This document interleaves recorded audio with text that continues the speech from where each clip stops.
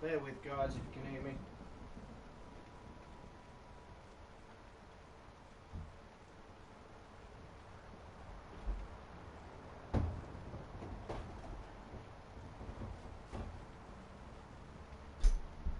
Just 1 second, I've just got to turn one of the snails over.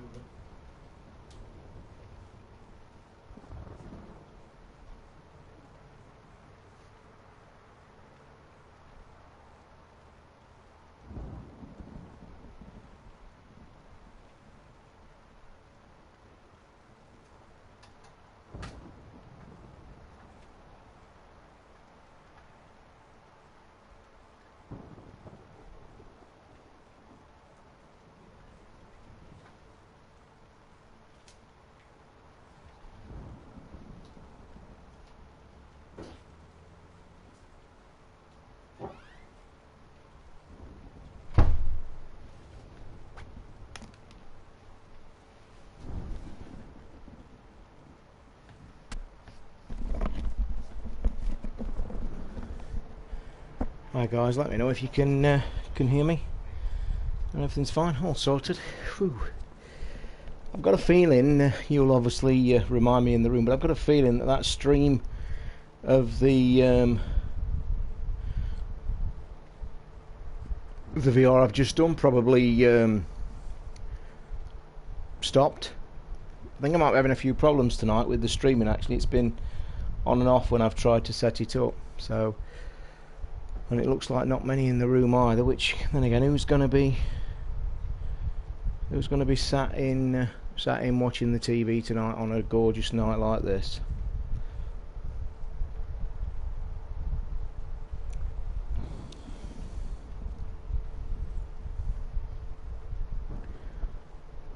So obviously it looks like nobody is answering, so you cannot hear me.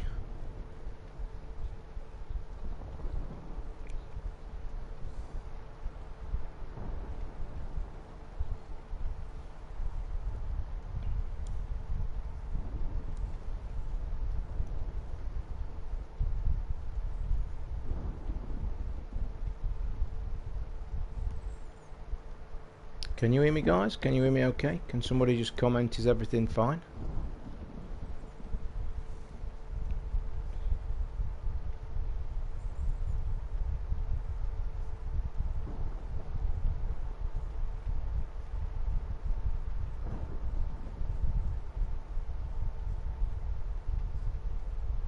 Jesus Christ, Patrick Reed and Charlie Hoffman have set her like arse on fire. Cheers, Darren, at least somebody's listening. Well, hasn't the golf started interesting while I've been away for half an hour? Did the VR stream carry on till I switched it off? So I was getting some very weird notifications on there.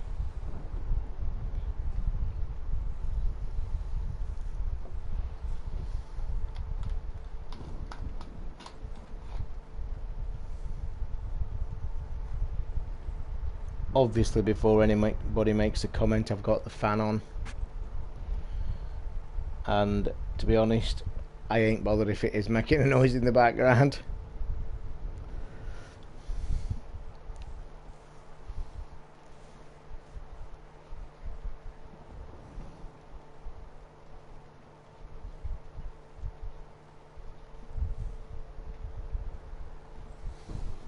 Yeah, there probably won't be a lot of people in the room tonight, I don't think, on a night like this. What time is it, actually? Alexa, what time is it?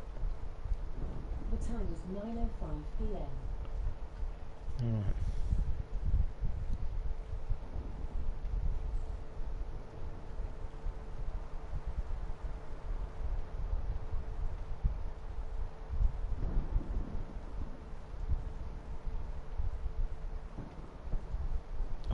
That's not Brooks, is it? What you doing in there, lad? Come on, don't blow it on the third round. Oh, balls. Yeah, I was waiting to announce it when there's a few more in the room, and I'll explain the reasons why. Oh, my man's dropping down. Don't drop down. Bloody hell. Good shot, though. But he's gone in the bunker.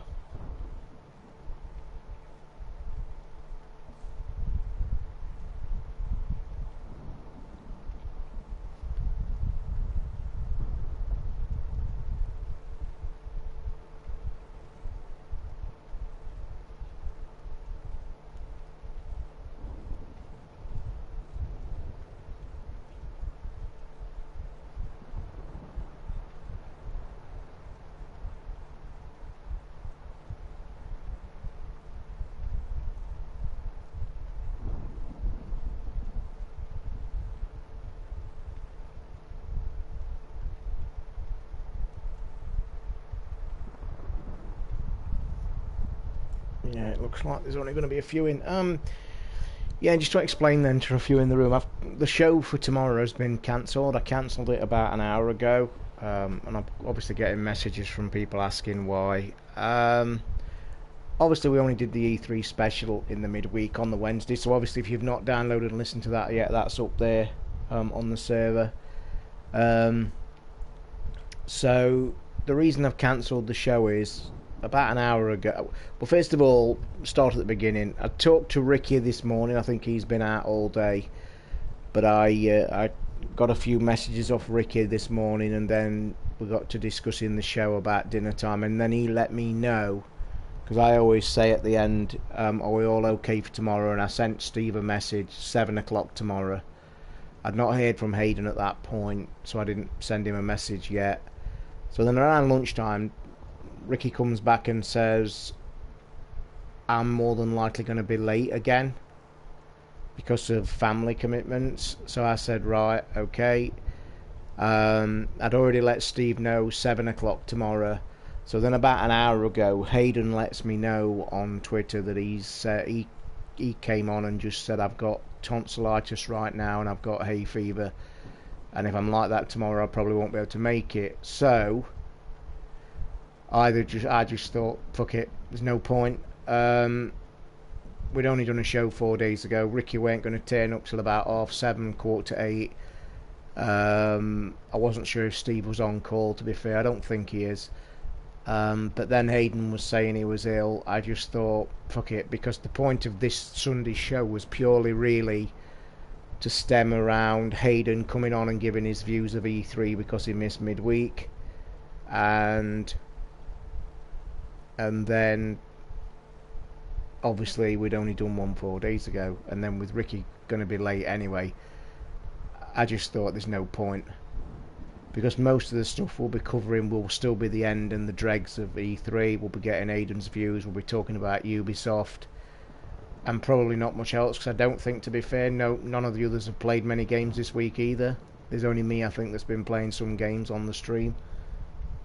So I just thought, fuck it, there's no point. And I thought we'll just come back next Sunday. So that is the reason why.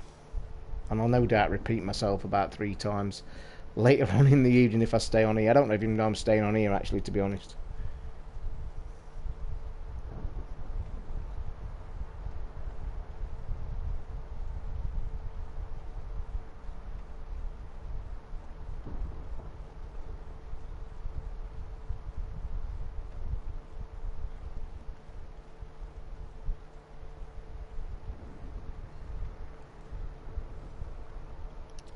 I have played a game this afternoon for about an hour by the guys at Housemark. I'm not allowed to talk about it until Monday. I will stream it on Monday first thing. The guys at Housemark are the people that made Alien Nation and are making Matterfall. Yeah, I'm just watching it now, Gypsy, but to be honest, mate, my man's falling off, so if he starts falling off, I'm probably lost interest in that as well, mate. Because I've got a fiver on Brooks Koepka. Each way, if he wins, I win 150 quid. If he finishes in the top 8, I win about 35. So, he was leading up until now, but it's only just started. There's plenty of time to go. But yeah, I will be able to watch the golf, so... yeah, I saw that, Darren. I caught it this morning in my inbox of the hundreds of emails I was flirting through. Yeah, no surprise, to be fair. I mean, to be honest, if you think about it logically, right? Think about this, and this is me looking at it logically. Probably 99% of that entire show were games that we either knew about or were coming out. Now, yes, we knew about Mario, but we had never seen any proper gameplay. So when they finally bought gameplay, not only did they bring gameplay, but they bought a lot of gameplay, and every single person that saw it, one, first said, oh my god, this looks gorgeous, and then two, thought, the gameplay's Nintendo genius yet again. No-brainer. No-brainer. In fact, to be honest, I can't see anybody else voting for anything else. And to be honest, I think the only thing that would tiny maybe get people discussing what was the game of E3 for them, and that would be the one at the end of Xbox, Anthem. That would be the only one for me that would probably get people slightly talking. And I mean slightly talking to be comparable to Mario. I did enjoy... I've seen a pre-sale picture, and I don't know if this is true or not, but if it is, I'll probably be buying it, obviously. But it looks like the pre-orders for Mario Odyssey comes with a cap. Comes with Cappy, with the eyes. I don't know whether it's a pre-order special or a bit of a bonus, I'm not quite sure. But I've seen some of them doing the rounds today.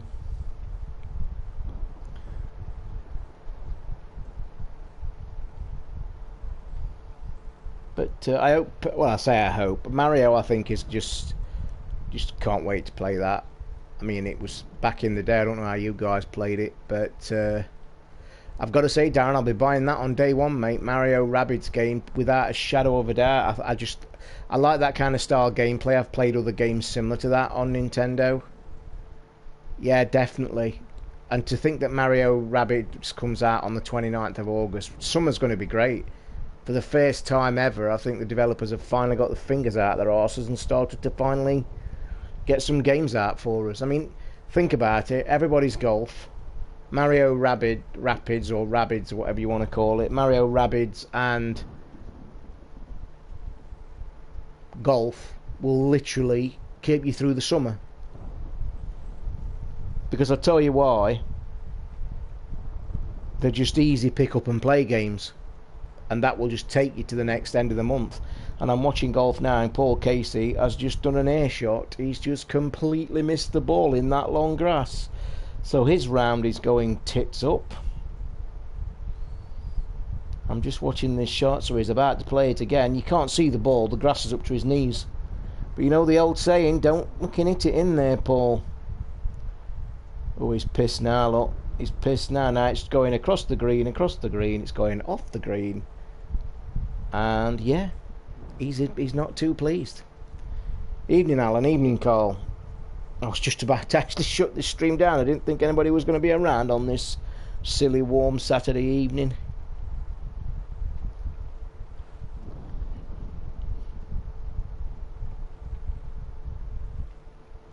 He's literally played a shot and missed the ball. George says thanks for the retweet of the link to her YouTube channel. She's having fun with it. No problem, mate. I saw it. I gave you a boost. Give you a bump up. No problem. Well, Brooks, my man, has just saved par out the long grass and bunker. God, I want him to win. 150 quid, guys. Get all your flags out. Get cheering for Brooks Koepka. I've been telling you about that guy for 2 years. And I know his moment's coming. He's won me loads of money last year by finishing in the top 2. And it's coming. But I'll tell you what, don't write that bloody idiot off. Charlie Hoffman, the country bumpkin who's coming from nowhere. He's a crazy man, that man is. But yeah, Brooks Koepka, keep an eye on it. To be honest, Gypsy, if Brooks isn't going to win, obviously for me financially winning a decent bet, I'd like to see Fowler win it, because I think he's due a major. He's one of the great players. I will say though, the guy playing now, Patrick Reed, I like him. He's boisterous American, very gobby, reminds me of myself actually a lot, but I don't like him, to be fair. So But he's just finished his round and he's finished on 8 under, so he's the one to catch tonight then. I can see people passing him tonight though. 8 under. I mean, the leaders went out at 7. You got Fowler at 7, Chaz Reevy at 7, Matsuyama at 7, Patrick Reed. Oh right, no, it's just telling you some bullshit that Americans like to tell you. 4 players to shoot 7 under in the same US Open. Oh right, it means there's been 4 players that shot 65 yesterday, first time ever. There has been some crazy records broke in this US Open. Crazy records.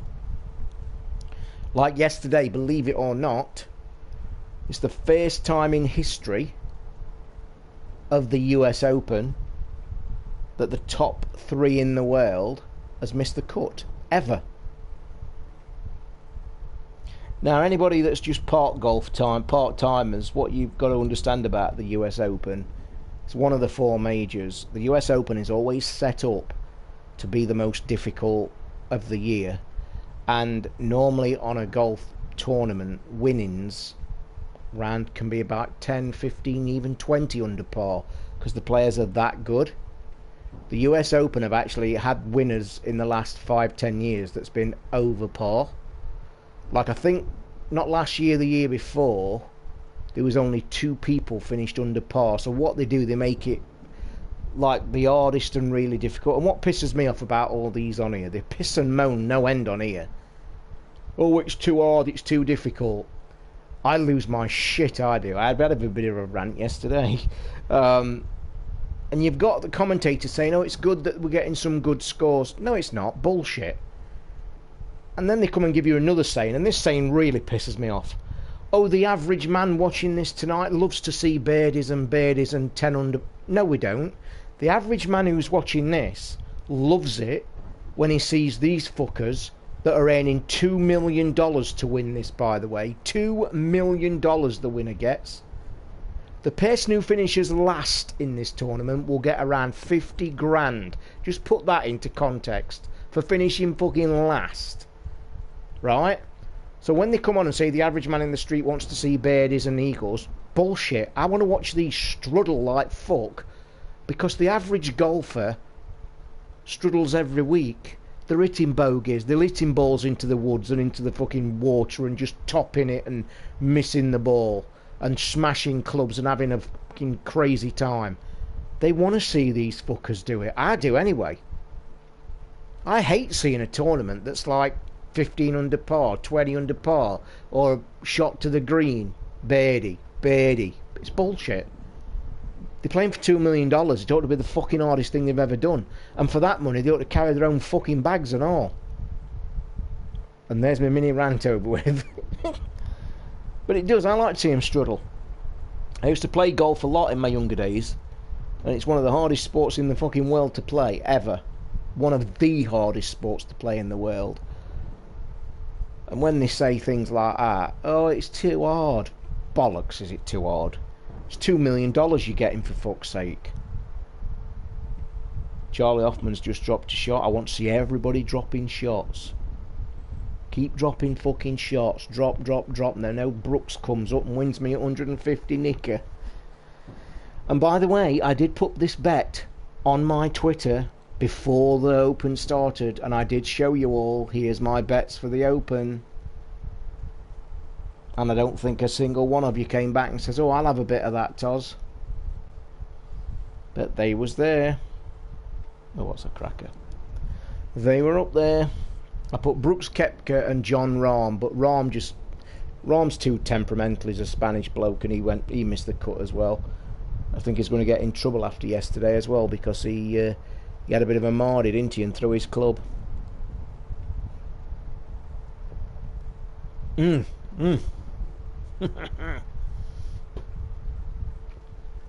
Last bit about golf.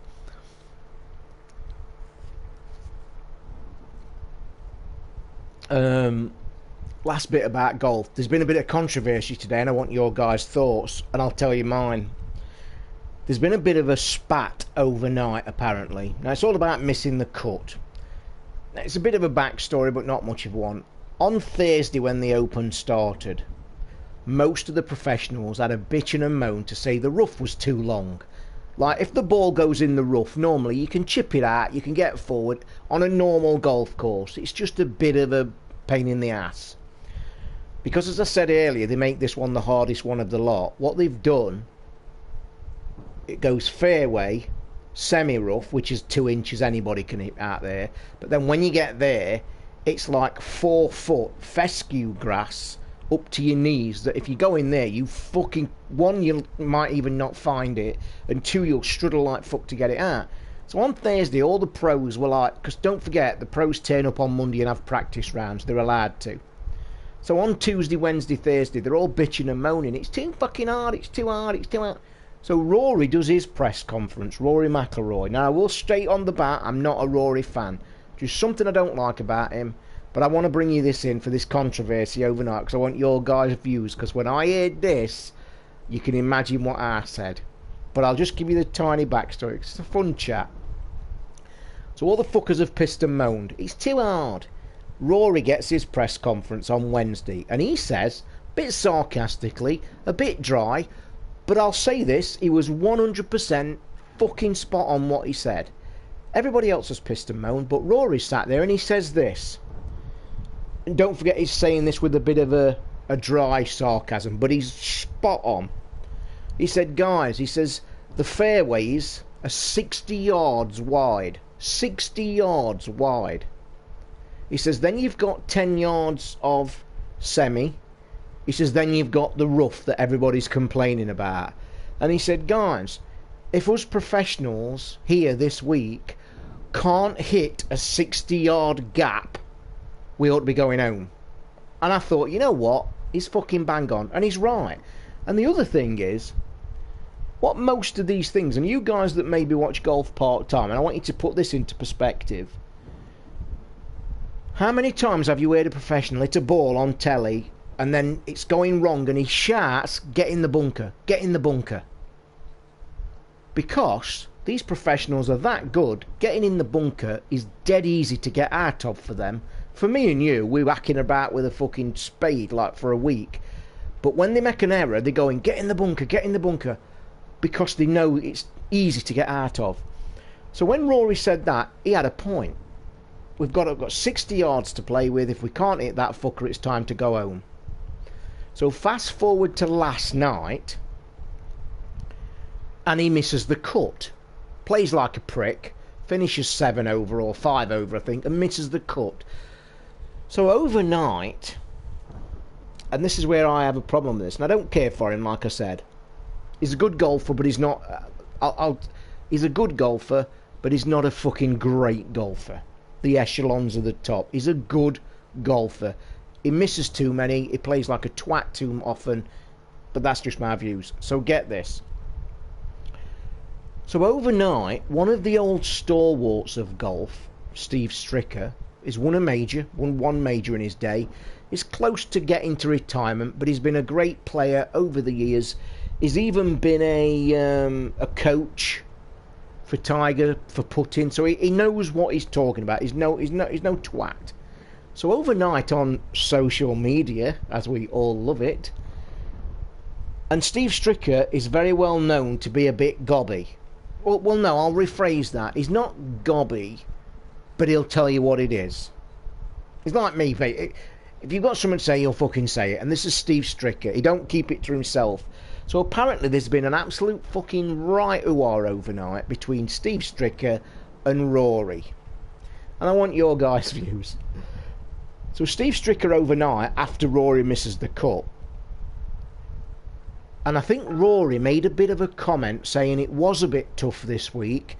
So kind of a lot of the golfers are saying, well, wait a minute, you fucking said on Wednesday that we're shit if we can't hit 60 yards, or words to that effect. So Steve Stricker bants back. Yeah, he's won one Gypsy. He's won one major, mate. So get this. Steve Stricker overnight has a bit of a dig at Rory and says something. And he says something along the lines. And again, to be fair, he kind of is telling the truth. And he's kind of like hitting home. Because he dare say it. No fucker dare say it. And he says something. I don't know the exact quote, but you'll get me meaning. So on the kind of tweet that he put out, I can't remember which one, but I've seen it said tonight when they were talking about this, what I'm talking about. They said he won one, and I'll tell you how I know, because I'm going to say it now. So on this statement, somebody, Steve Stricker said, not as easy as you think. These young golfers today have got it far too good. At least you're going home, Rory, with 100 million in the bank and your nice wife, or some shit like that. He might not have mentioned his wife, so let's backtrack that. But he mentioned 100 million, and now you can go home to your big, nice, flashy ass, right? Okay?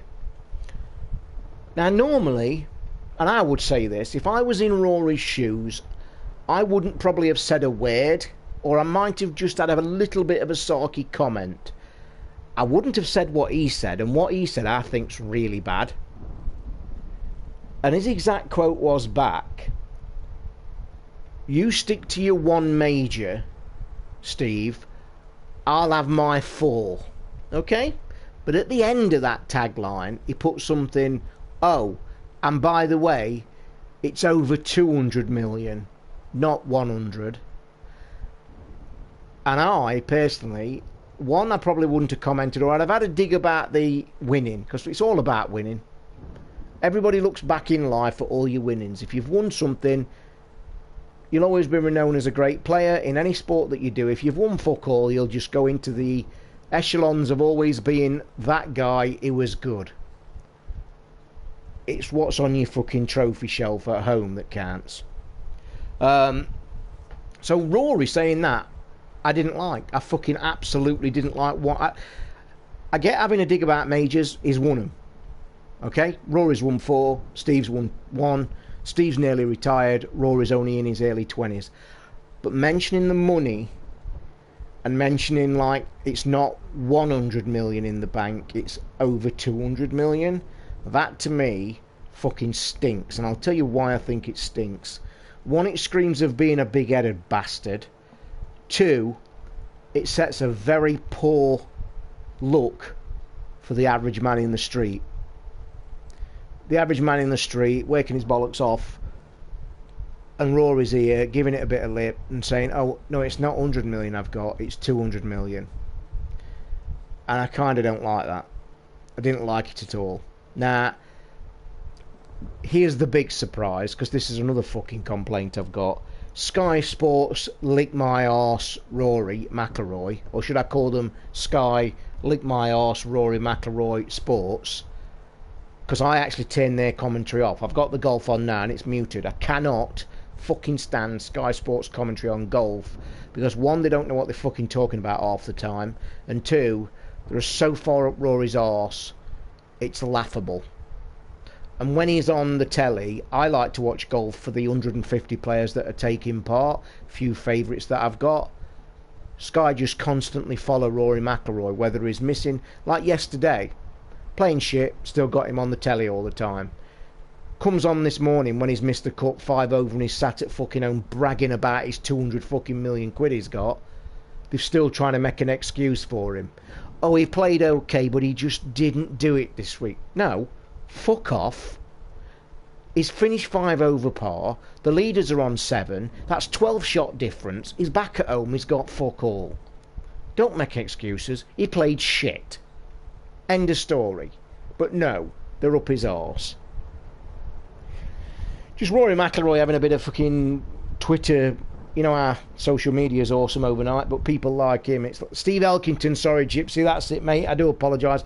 I tell you why I said Stricker, because I've just seen him on here, mate, just finishing his round. I do apologise. Steve Elkington, not Steve Stricker. Apologies. He's the gobby twat. And apparently, they said on Sky that he is a gobby twat and all. I think Butch Harmon, who's the top, one of the top coaches, if not the best coach in the world, we'll put it this way, he's coached 18 golfers that have won 18 majors. So he's no fucking idiot, let's put it that way. And he was a coach to Steve Elkington, and he says he is a bit of a mouthy fucker, but people are... It looks like on social media people didn't like Rory's reply and basically said he should have left it where it was. But then the people on Sky are saying, oh, well, I think Rory's right. What? Why is he? No. people like this in the limelight like that should not be having fights on Twitter. No way. No way. Guess who's on top at leaderboard, guys? I'm looking at the leaderboard now. Guess who it says number one? It says 1, and there's a name that comes after it. Guess what it says? Would it be Brooks Koepka? Get your fucking flags out. I don't think he'll win. The reason Koepka does well, by the way, if people keep asking me how do I know Koepka's going to win, because obviously I follow golf, I watch every single tournament there is all throughout the year, so I follow statistics. When you look at Brooks Koepka, he looks nothing, but if you actually look at his stats for the last 12-18 months, he's finished like in the top 20 like fucking nearly every time he plays. He's won 2 tournaments. He's won me about 80 quid in the last year, I think, because I always have him each way, because he's always a decent price. Like for this one, he was 45 to 1. Now the magic why I picked him this time is simple. The guy can hit over 340 yards, and they've been saying all week this course favours the long hitters, the long accurate hitters. Now the good thing about Koepka, he can hit it over 300 yards and he hits it straight as fuck. As soon as I heard that, I thought, that'll do. Bang, he's leading. There is 3 other people on 8 under par, but he's still fucking leading. And I've done about golf now, guys. Sorry to bore you, but you know I like it. It's passion. I like it. The thing I was saying, the game from the guys who made Metaphor before I got distracted. I've been playing their new game that's out on Monday.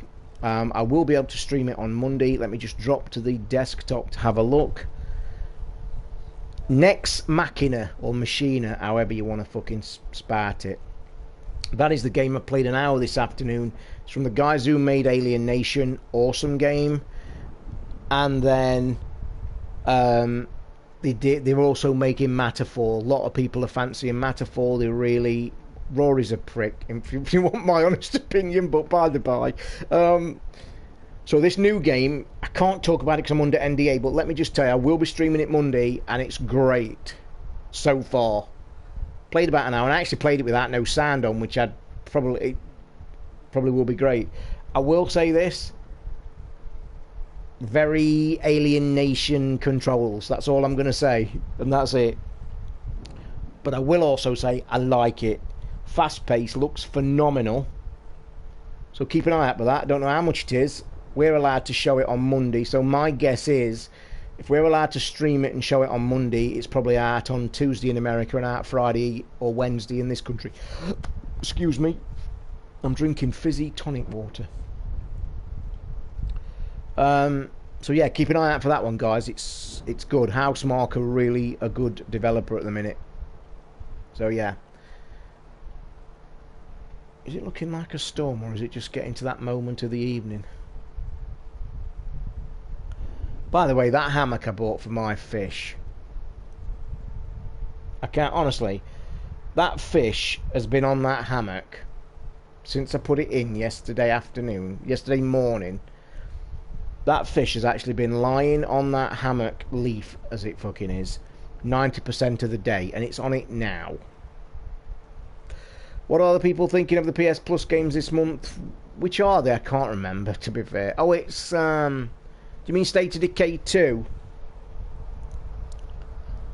I had that for review donks ago, and I didn't care for it at all. Not my cup of tea. The other ones, I think I've already got them as well. I think I said on the show a few months back as well that I think in the last 8 months, I think there's only been one game out of the entire PS Plus ethos that I've actually purposely gone out the way to get to play because I've not played it. You see, because I get reviews or play games for the show, I get to play most of the ones that's coming. By the way, I will mention, now there's a few more in the room, there's no show tomorrow, guys. It's been cancelled. I've cancelled it. I have. It's been cancelled.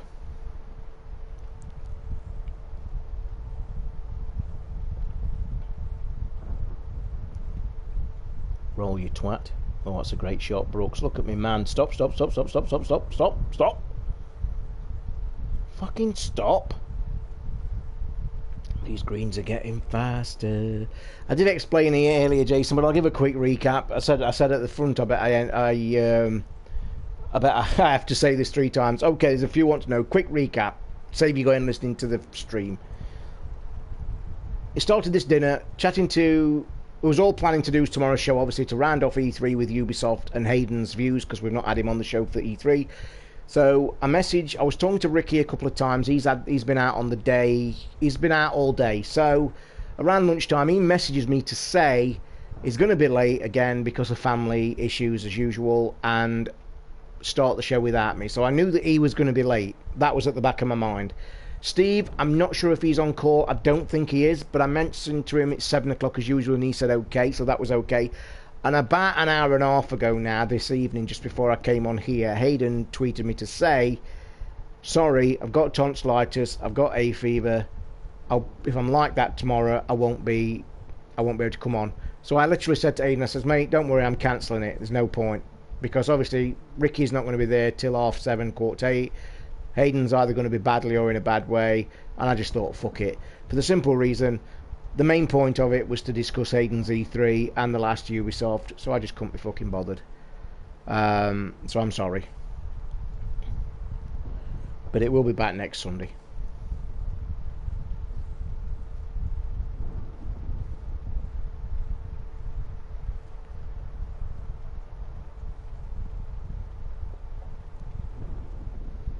Are you in Skeg Vegas, Jason? I bet it's fucking beautiful there tonight. Oh, don't start talking about that. It'll fucking depress me, though. Oh, Paul Casey's dropping down like a fucking stone. He's just dropped another shot. Brooks needs to get this in, and it's for par. Please get in. Go on, Brooksy, lad. Slop this in. 1 second. I'm just watching this dead important putt. You been there all week, you jammy dog? Get in. Come on. Fucking get in. Can win this fucker. Sorry. Mate, you picked a blinding week, haven't you? Well done. Skeggy's never fucking hot. Even when the rest of the country's bathing in 30 degrees, it's about 20 at Skeggy. I love that place. It's where my best times of my life have been spent. Skeggy. I love it. Even the last time I went away with the ex-wife, we went to Skeggy for a weekend, and I think that was the first time I'd been away in about 25 fucking years, and okay, it weren't super special weekend because things weren't too great starting about that time, but I enjoyed it because I like Skeggy. So Inglemells, mate. Oh, I'm glad you had a good time, mate. Hope you and the family have had a blinding time. Which campsite, mate?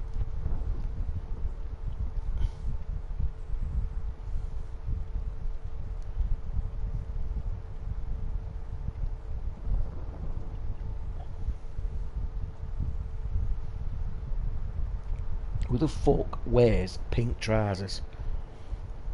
Justin Thomas has put him for an eagle to take a share of the lead. Some players banging up there. Inglemells is superior to Skeggy. Young Coastfields. Oh, can't beat Coastfields, mate. Can't beat Coastfield. If this guy puts this, he's in the lead on his own. He's missed it. You fucking shit. But he is going to join the lead. There's 7, 1, 2, 3, 4. There's 6 players tied at 8 under. Holy shit. He can play well though. He won last week, that twat did. 1, 2, 3, 4, 5, 6 players tied 8 under. It's never been like this in the US Open. 1 for the score and 1 for how many are tied.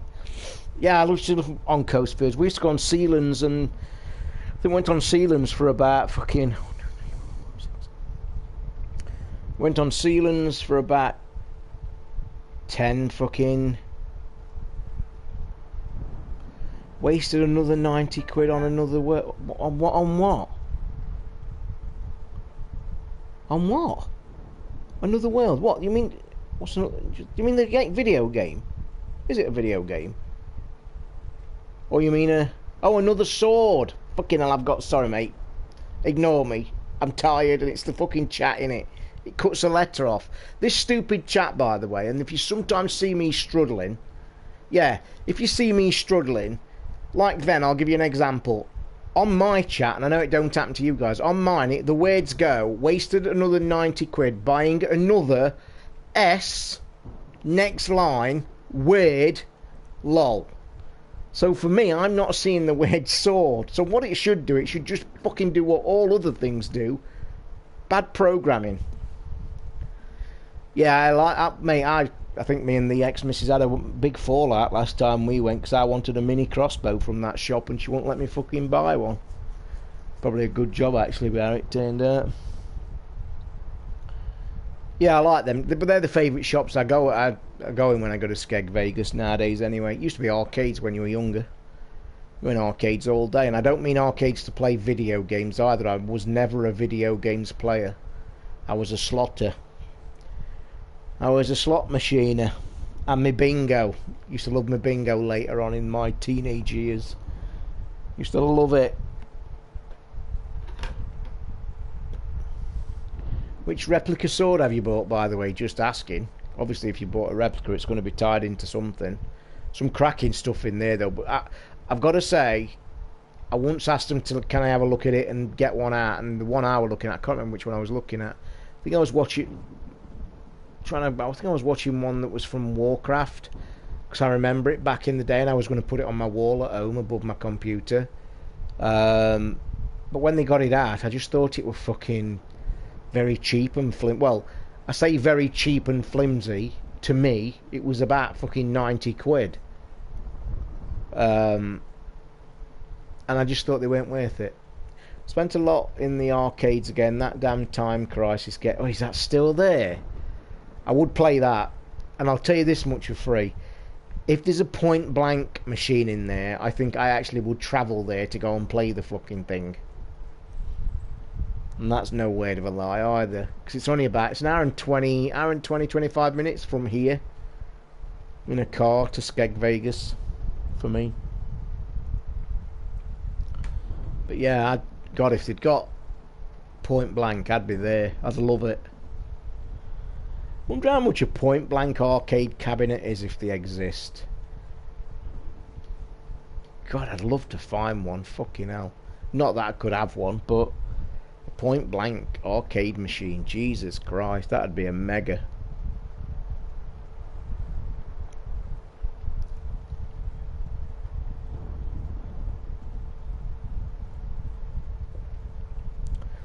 Thing is though, with arcades, Jason, you know exactly the words I'm going to say in a minute, mate, and it fucking drove me mad.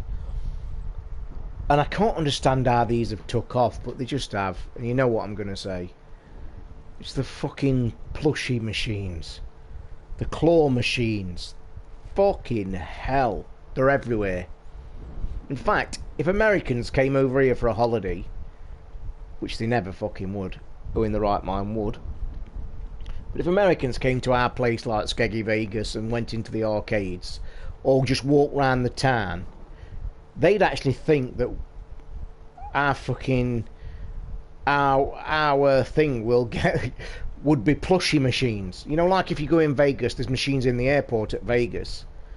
But it's you know what I mean? It's like fucking crazy.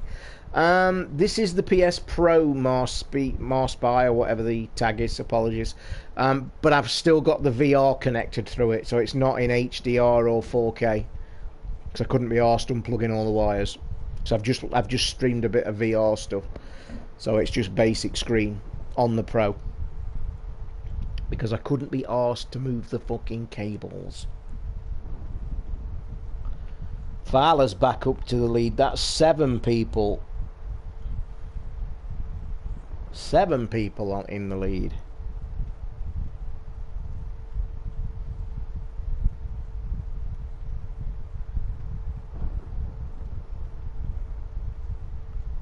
Brooks Koepka, you know when I said he can hit it a long way? He's on the 5th par 5, 604 yards. He's just got on the green in 2. That's why he can hit it fucking far. He could actually now go in the lead on his own here. Well, you've sent me a picture. I can't look at it yet, Jason, because I'm watching the golf on my iPad, mate. What launch game will you get with the Xbox One X? If I decide to pull the trigger, which right now, percentage-wise, is probably 70-30 no. But if I do, it'll have to be Crackdown, I think, even though I've no desire to play the fucking thing. But what else is there? Go on, tell me. And I don't want to get into this old argument again. I think the E3's spoken enough, so... But yeah, it'll probably be Crackdown 3. One, because it's new again, and I've not played it for a... You know, it's not... there's not much else to... Like I said this in my chat. As well as the Xbox One X looks and how powerful it is, and this is what a lot of other people are saying now that all the shit's died down, there's not a lot for you... For me, and this is the big argument, and I kind of touched on it in the podcast if you've not listened to it yet. It's not what they've bought, it's what they've bought that interests you. That's what I think a lot of people kind of forget. And they kind of jump on this fanboy fucking cart and give it the old... You're having a go... No, I'm not having a go at the Xbox. What I'm saying is, yes, it's a good machine. Yes, they did well. Yes, it's powerful. But the machine has no games that me, as a gamer, is that interested in. And that is where a lot of people just don't look properly at the statements that are made by a lot of other people as well. And I'm hearing that a lot of times. I think that what I've just said, I think I've heard at least 10 times this week from journalists that are doing interviews at E3. It's a great machine, but right now there's nothing on it that interests me. And it's a fucking true fact. And then when you factor in 450 fucking quid, then it becomes a whole new ball game, don't it? So that's the kind of thing I'm saying. Fucking hell.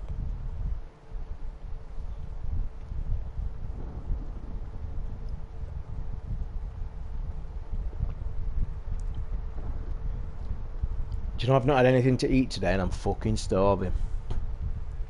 I am starving. And we're still, there's nothing in to cook either. Do you think The Last of Us 2 will be announced on the next E3? No, it will be probably, you'll see some gameplay at the Tokyo Game Show or the PSX show in December. And I think they've moved it from Vegas this time. They've moved it to California or LA. I heard today on the golf, by the way, that it was 114 degrees in Vegas yesterday. I think it's warm here. Yeah, you'll get some gameplay at probably Tokyo or the PSX event. But I will say this, obviously, if there is gameplay at either one of them or both, you will get the game showed at E3 next year. If they're not showed at any of them events this year, maybe not.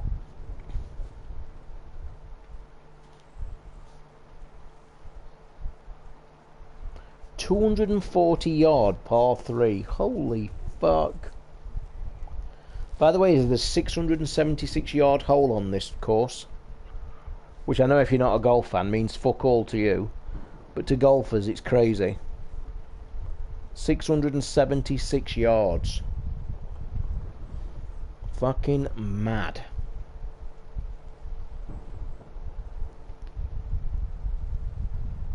I actually think tomorrow, I think it'll be Fowler and Koepka going for the win tomorrow. And I actually said yesterday I think it'll be Fowler and Koepka in a playoff. And then it's anybody's, and I'll be fucking screaming if I've got to watch that. Can you imagine if I watch that? But if Koepka and Fowler, or Koepka and anybody's in a playoff, if he wins I get 150 quid, if he loses I get 35. Bit of a jump. Talking of Koepka, he's in a fucking bunker. Get it up and down, Brooks. Come on, lad. My voice is going. Go on, up, plop, drop. Oh, what a shot. Keep rolling. Keep rolling, you fuck. Well, I am hungry. Do you know what I actually fancy? I had a Chinese last night, by the way, dead late. Like, really, well, I say dead late, about 10:30. It was fucking lovely and all. I actually fancy going to the chip shop round the corner. There's a chip shop just round the corner about 2 minutes away, and since this afternoon I've had it in my head, I fancy some fish and chips. You know when you get something set in your head, you know when you think about food and then all of a sudden you think, oh, what can I have? And you think, oh yeah, I've been like that since about 3 o'clock this afternoon, I fancy some fish and chips. And I won't go now because it's way too late. It's like getting on for 10 o'clock, isn't it? But yeah, I really fancy fish and chips.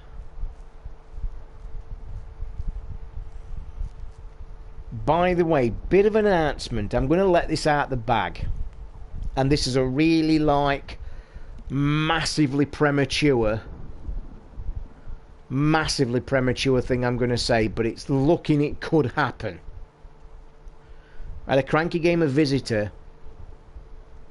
Mate, I could eat. I'm fucking starving. There's nothing in the house at all. In fact, when I finish this stream, I've got 2 choices. It's either toast or some cereals. I must say, 2 of my favourite things. Fish, chips, peas and gravy. Oh. I wouldn't have chips. I wouldn't have fish with peas and gravy. I'd have fish, chips and peas, but I wouldn't have that. But I got called out on Twitter the other day for being a northerner. Because you know that steak I showed you guys the other day and I had a break? I put the picture on Twitter. Can't remember, it might be one of you guys in the room, and I'll come back to that announcement in a second. And somebody posted, I think Nikki was in there, and Nikki posted, that looks lovely. And then somebody said, I don't know what your idea of lovely is, but gravy with chips. Seriously? Somebody actually put in Twitter, oh my god, who has gravy with chips? To anybody north of Watford Gap is like saying, what the fuck are you talking about? Chips and gravy are like one of the most best things on God's green earth. And one of my favourite things is, twofold, is a plate of chips, salt 'em, mushy peas and gravy. Or my favourite is chips, beans and gravy. And you put the pool of gravy in the middle of the beans. Boom. Oh, Brooks, you prick. But yeah, going back to the announcement. So I had a Cranky Gamer listener pop in yesterday for a couple of hours. We had a really good chat, really nice fella. He actually bought me some ice creams as a fucking treat. I think it had my shopping go missing with my ice creams. In fact, I've got a lovely Magnum in the freezer that I just might actually get and start crunching on this fucking cast. Anywho, announcement. Early doors, but it's looking like it could be possible. And I may have some to show you soon. T-shirts. Cranky Gamers and the Rambler T-shirts. Now, I'm probably just going to get a couple of things run off. First, I'll model them and I'll take a picture and you'll look at my beautiful self. It's going to happen in the next few weeks, I think. So keep an eye out on Twitter, at Tozol, T-O-Z-O-L. If you're on Twitter, get me followed, get looking. Soon as I get one as a test sample, I'm getting 2, I think, as test samples. I will stick them on the Twitter. Might stick them on the front page of the website as well, so people who don't do Twitter, I've got a link. And if everything goes according to plan, I will be selling T-shirts soon. So there you go. I'm just working on the designs. I'm just thinking of something out. And so there we go. It will be some T-shirts for anybody's interested. Now obviously when I have the first run, I'm only having like a no, I'm not doing mugs. It's just going to be T-shirts, mate, because it's private. It's not one of these sites that you see on the, you know, one of these sites you see. I know where you're coming from. You go on the internet and you can order a load of fucking shirts and mugs and all that bollocks. Not famous enough. Won't sell enough to go down that avenue. You've heard me talk about T-shirts many times, and the last time I talked about them, it was actually very close to getting off the ground, but sadly, and I actually took orders, but the way the story went, and I don't think I ever cleared this up, but you guys will understand, I took the orders in about August, end of August, September on Facebook, and I got like about 30 orders, so it was a goalable thing for me. But then my marriage broke up in early October, September, so that's why the t-shirt thing never prevailed, because obviously I couldn't do the next step because of all the stuff that went for the next 3 months and after. But I'm looking into it again now. It's very early doors, like I said, but I could have a few samples in the next week, 2 weeks. As I say, I'll put it out there. If people want them, if there's enough of them, I can obviously get them done. But if there's no interest, then it just stops, don't it? So I'll obviously mention them on the show. And the thing as well, what's good about this time, can be any size. I think I'm hearing my the contacts and stuff. It's for any size. So there we go. And as I said, and I'll be having a Cranky Gamers and a Rambler one. So either way, but we're just working on some designs, and I'm just like, it's early doors. So there we go. In fact, I would have mentioned it on the show tomorrow, but the show is cancelled. Yep, that's my size, Jason. That's what actually got me enticed with carrying the idea on. Because I actually was talking with the person, we were discussing it and saying yes, yes, yes, yes, yes. And I said, well, mine's triple X and I need it or I can't have the samples. And most people that when I took the orders before was at least double X and triple X. And most of them sites that we just speak of with the mugs and shit, they don't do them. So, but the good thing about this one, it can be any size. As for colour, I'm not 100% sure on colours if there will be. Sadly for now, it will be black for now, I think. Mate, they're not going to be that expensive. I'm not going to be fucking I'm not like these t-shirt sites that charge 25, 30 quid for a fucking t-shirt. Will not be that price, I can assure you. And I will be posting them all myself as well, so there'll be postal charges, but it'll be obviously, again, there'll be no rip-offs. It won't be fucking 25, 30 quid for a t-shirt. I don't know what they're going to be yet, but they won't be that, I can assure you that. In fact, I'm willing to bet the price of the t-shirts will actually make it that they might sell well, because the price will be very good. Yeah, Paro, just in very, very, very early stuff. But in the next 2 weeks, I don't know yet, Jason. That's the point. Working on the design. I'm working on the Cranky Gamers, I think, logo. And I'm just deciding on whether to have a small badge with a big print or anything on the back or anything on the thing. Just working them out. There's going to be a Rambler one as well. That'll probably just be the show emblem. I've actually put a call out on Twitter, and sadly I've had no replies. What I could really do with is a professional artist. I want some caricatures drawing of me and Ricky. I just want to test that road, just to have a bit of an emblem for the Rambler t-shirt, but nobody's got back to me because obviously it's hard to do. So right now it's very early, Para, but there will be, in the next week or so, I could be modelling a couple of shirts that will be available. I want to look at them, I want to test them, and then hopefully they'll be for sale. But it will all be coming through me, where when I will be getting them, then I'll be selling them to you guys. I'll be posting pictures on Twitter and on the website, and like I say, I think the plus point this time, it's any size, but right now I think it may be only black for now. Not even asked that, so we shall see. We shall see.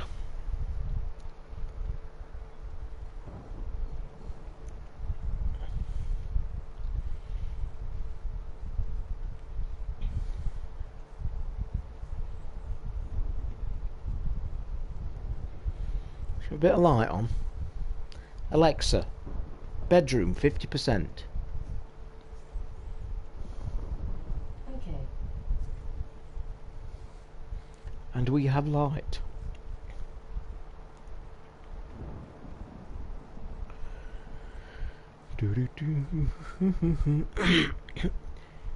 Yes, by the way, the show is cancelled for tomorrow. I'm getting a few tweets and messages. The show is not. It's off. It is off. You doing a cookery t-shirt? You, Craig, you and cookery. I'm glad you didn't come in the room 5 minutes ago. Yeah, it is. I mean, I'm also contemplating that I might even stick the web address like on the bottom, just really small, either on the bottom of the t-shirt or just below. I don't know yet, like I say. That would be cool, like a Beavis and Butthead looking Rambler t-shirt. Well, yeah, I mean, the thinking of the Rambler was obviously the emblem for the show with the two mics, and then I was either just going to have a breast emblem of that, and this is my thoughts, breast emblem of that, and then if I could get a cartoon caricature, I was going to stick them underneath. I wasn't thinking like a big design, but you guys, I'll tell you what I'll say, because obviously I think there might be flexibility. When I get the basic ones for me to have a look and the test and for me to see, I will put the pictures out to you guys online. Now, if you guys want slight changes or a difference, then hit me up and I'll tell you if it's possible. Not promising, because like I say, it's really early. I wasn't going to mention it yet, but it's passing in chat, innit? But I need to find an artist, and a good artist that can do caricatures, and right now I can't find one. Nobody has. In fact, I tell you what, no, I've just thought of something. I have just thought of something. The site where I got the jingle, that'd be really funny, wouldn't it? Wouldn't that be hilarious?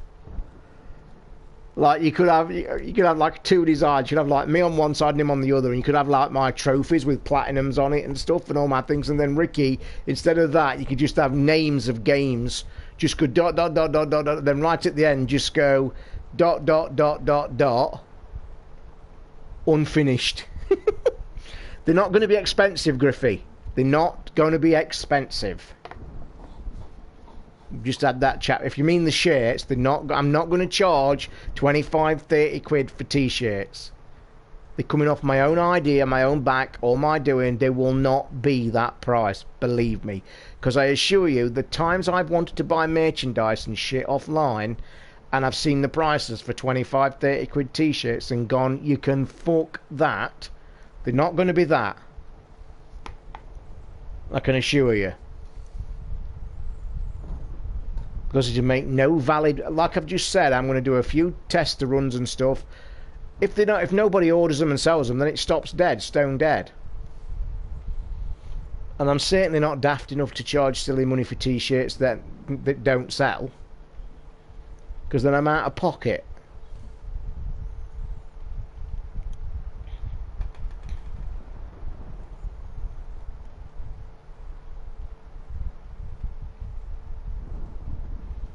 But yeah, to figure out what I was going to say about the caricature idea, the place where I got my audio, you know, the new audio jingles for the podcast, they're called professional sounding ones. You're listening to Cranky, whatever it says, I can't even remember, I listen to it every bloody week. You're listening to the Cranky Rambler, your #1 gaming channel. That one. Well, that was a professionally paid artist, by the way. It's not like my Uncle Bob from round the corner. It was a professionally paid audio artist. And I think the site where I got that deal from, I think I might be able to get my caricature idea. We shall see. In fact, I will have a quick look now. No, I won't, because I'm using my fucking iPad to watch the golf, so it'll have to wait.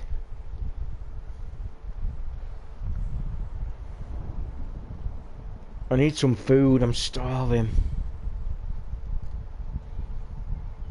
I'm starving.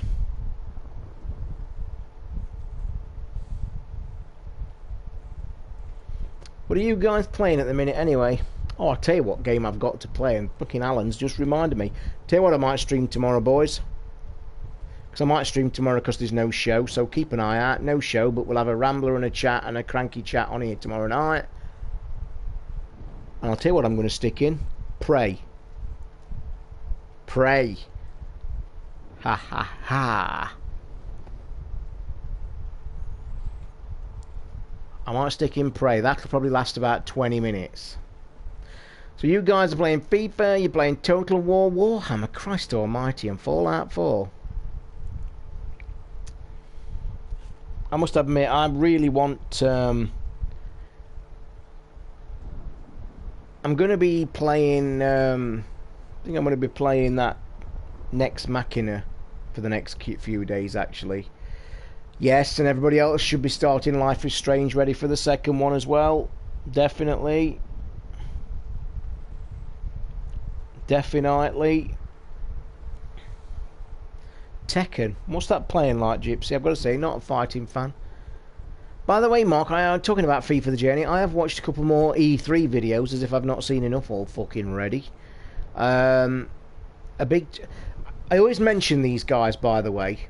You know, one of my favourite vlogs on my YouTube evening, I always mention the guys at PlayStation Access. They've been churning out a real good few videos over E3, and I don't think a lot of you actually come back and tell me that you watch them, but I really would watch PlayStation Access on YouTube and subscribe to them, because they're obviously the official UK. I think they're linked now to official PlayStation anyway. Oh God, Jason, that's a fucking blinding deal, mate. That is. Apparently call it shit in VR, and apparently people are saying don't even touch it. Don't even go near it. It's that poor. Really is extremely poor, apparently. By the way, if everybody that's in the room now, if you want to go and watch the stream previous to this, I streamed a bit of VR, and you need to go and watch it, because it's a brilliant game. It's a music rhythm game, and it's fucking brilliant. Thomas is in the lead. Fuck. 9 under, Kepka's second. That's no fucking good. So yeah, PlayStation Access. The reason I'm telling you to follow them is they've been having a lot of hands-on with all the games that were talked about at E3. And one, I was just about saying that one of you guys just reminded me, they've had hands-on for a good few hours on FIFA 18. And they talked with the developer about the Journey 2 on there and all that bollocks. I know there's a lot of fans of FIFA in this room, so go and watch PlayStation Access on YouTube. Follow them, and they have some real good fun shows as well. There's one show where they do like a weekly thing, and it makes me laugh because one of the things that they do is called one on onesie. And the guys at Access, there's 4 of them, 3 blokes, in fact there's 5 now, 3 blokes and a woman, very nice woman, Holly, and every week, but Holly doesn't take part, they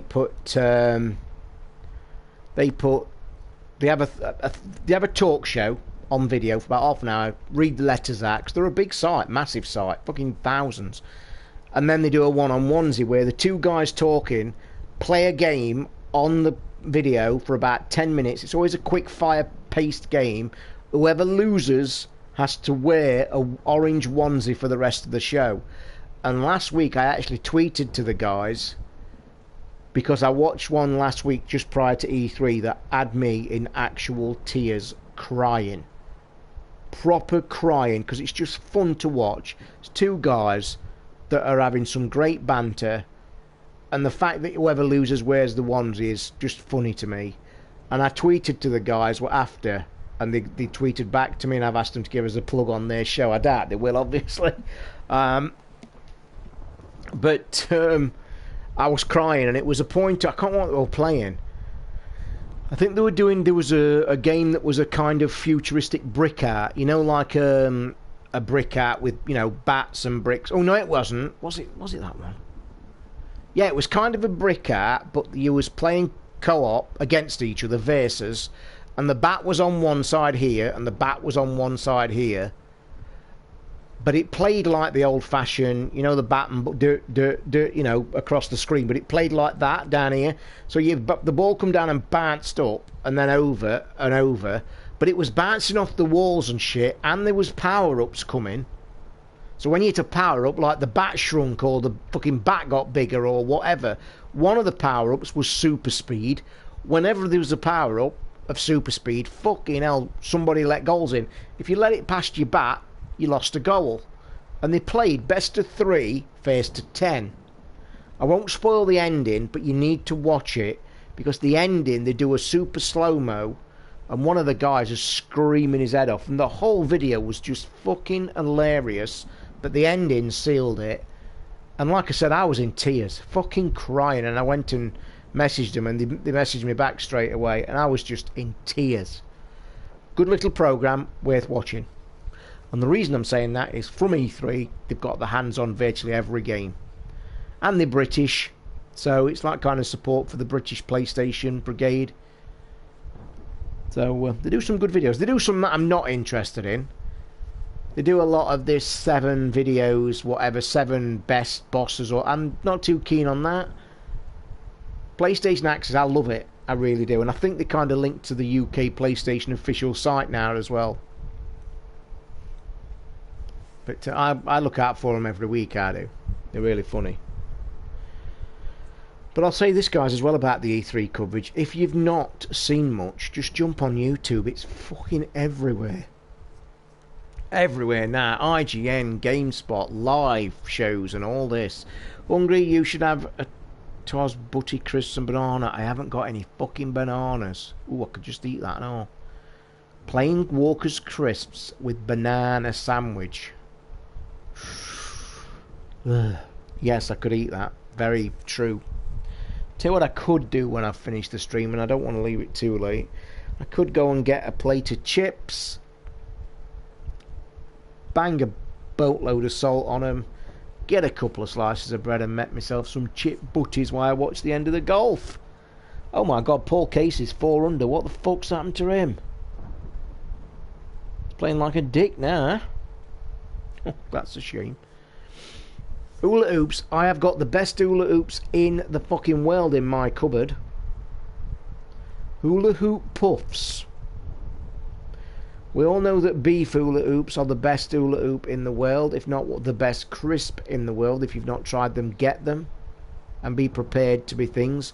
They're called hula puffs, but they do the beef flavour. Now, I'm a fan of hula hoops beef, as I've just said, but I'm telling you now, them fuckers are... I actually sat the other day and fucking ate 2 bags, which is wrong. Fish finger sandwiches. Oh, Craig, I'm going to taste something. I actually might have some fish fingers in the bottom of my fucking freezer. Fish finger sandwiches with layer packed butter on the bread. Fucking hell. Oh my god. The cheesy... I'm not a cheesy fan, Jason, I've got to admit, mate. I hate cheesy fucking crisps and shit. Ugh. Rank.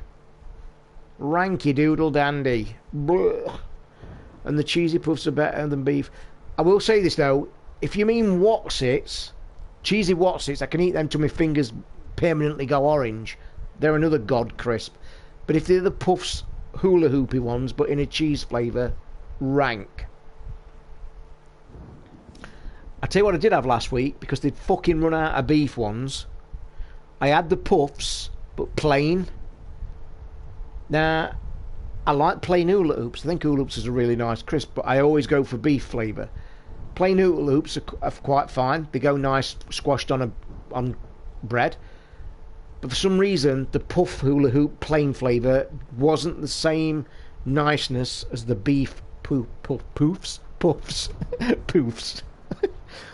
Quavers. I ain't had a quaver for fucking donks. Me man's in second place. No, fuck it out.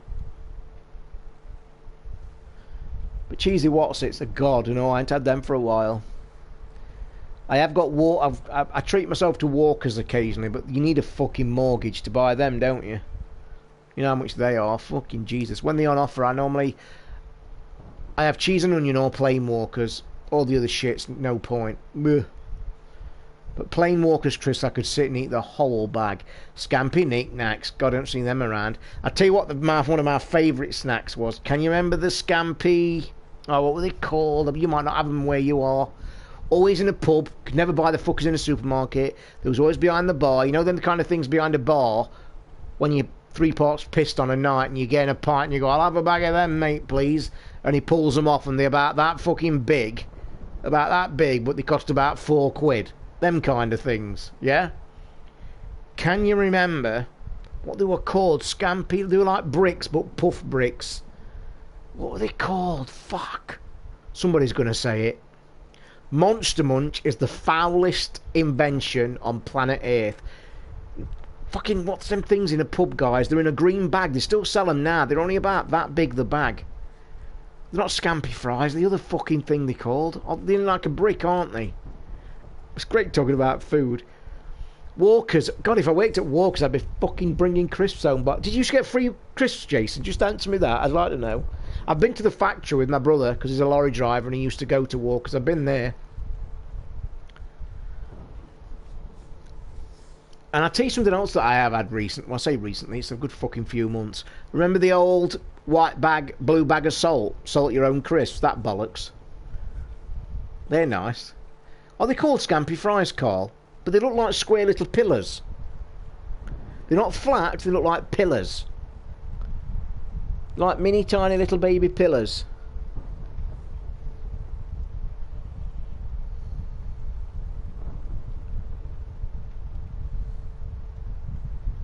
Come on, Brooks, get your fucking finger out, you big twat. Christ, I'll tell you what, guys, this is getting crazy, this golf. There's 5 players now on 9 under par. My man fucking isn't. Sorry, there's 3 on 9 under. Used to buy them on weight, so a black bag full of Walker's crisps would be £5 and inside would be about 40 quid's worth of multi-packs. Fucking hell, you're kidding me. Same as Cadbury's. My brother used to go and deliver to Cadbury's. They had a similar kind of policy. Cadbury's, you could have a shop. You didn't get things for free, but they were like super discounted because you worked there. Fucking, I'd be coming home with more. I'd be about 40 stone, I would, in about a month. God, imagine taking a sack full of plain Walker's crisps home. Holy shit. Fuck me, I'd be banging them down. I might get up now and go and grab a bag of hula puffs. Because you're making me fucking hungry. In fact, fuck it. You can all hear me crunching. I'm gonna get my bag of hula puffs, so bear with. Plus I can update my glass with a drink. 2 secs.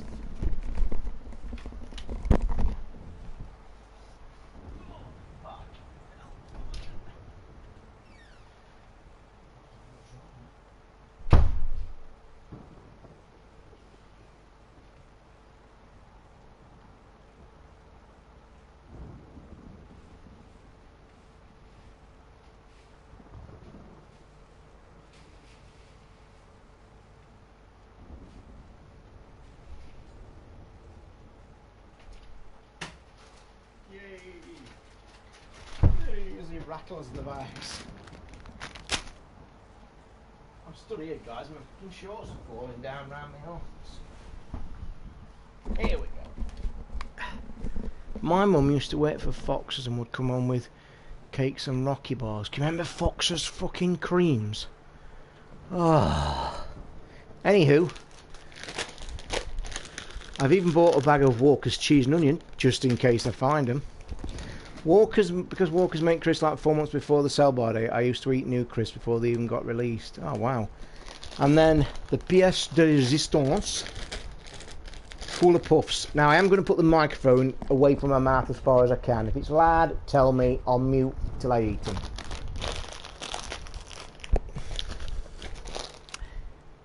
Any of you southerners down there ever remember the thing? And I think it started around this area, by the way.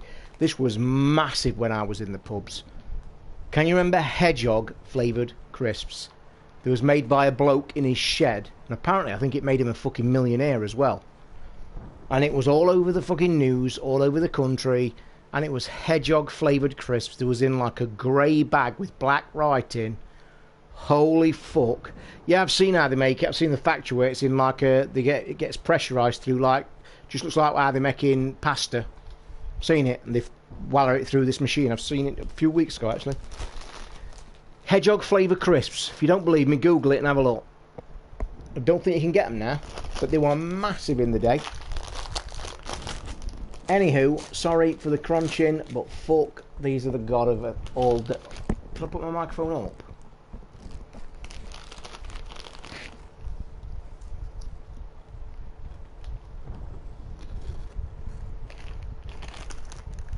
Sad thing is, I've only got one bag left, but I do need to do some shopping, which I might do later. Yeah, it's like, I tell you what it's like. Remember, you guys, this is a terrible food, but this is one of my favourite things as well. Do you guys get them Vesta meals? You know them Vesta meals in a black box? They used to do the like beef risotto rice, and they used to do the chow mein one. And in them used to be 2 packets of shit, dried constituted shit. You added to hot water, boiled it, then added a packet of noodles, then got the chip pan on and chucked them like plastic fucking pellet things in, and they puffed out and they looked like quavers when they were done. I used to fucking love that dinner. And they still sell it now. Vesta chow mein. You cook for yourself. And I used to cook it, chuck it on a plate, put the crispy noodles in a dish, fresh out the fryer, sit down, have a shitload of bread and butter, and just used to eat this Vesta. This is living alone shit, this is. Vesta things. And just eat that chow mein with bread and butter and them crispy things. Fuck. You know what? I could eat one of them and all. I ain't had one for ages.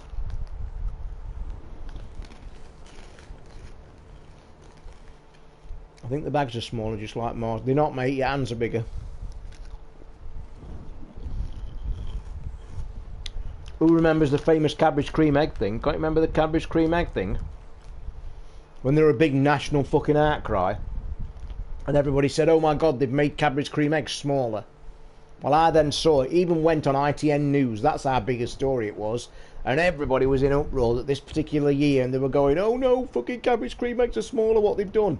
They went to the Cadbury's factory, and the guy in charge was being interviewed on ITN News, and he went into an office, went to a safe, unlocked the fucker with a proper dial, and I thought, this is bullshit, unlocked it, and got out the original mould, dated fucking God knows when, original metal mould that still used today to make Cadbury's cream egg shells, and it's exactly the same size as it was when it was made. It's the original mould, and he even got a Cadbury's cream egg today, unwrapped it and dropped it in it, exact same size. So it's a load of bullshit. Pringle tubes have gotten smaller. My dad's got an old one full of bolts and screws somewhere. I tell you what has got smaller, and I will argue this toss, because you know the saying is, we've all said this, so and so's getting smaller. No, your hands are getting bigger. Fucking wagon wheels. And I'll argue till the bastard cars come home that wagon wheels have shrunk by half size. When I was a kid, a wagon wheel was like that fucker. Now they like that. Yep.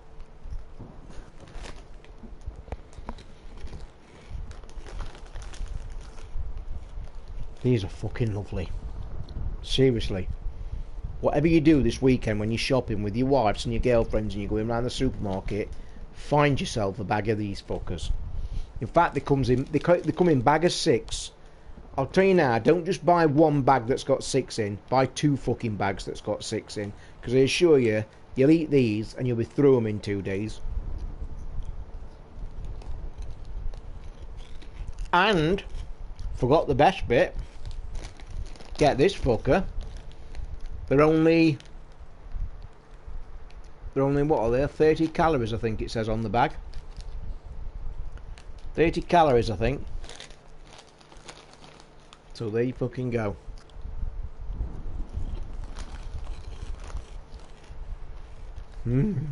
Sorry if it's loud on here, guys, but fuck.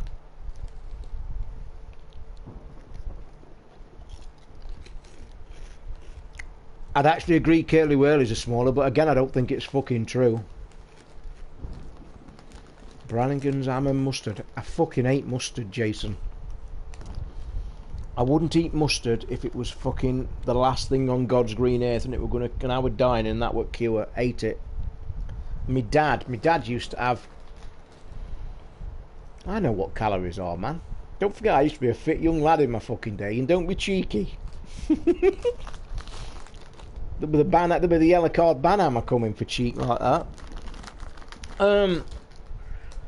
What I used to eat, I think it stems from being a kid.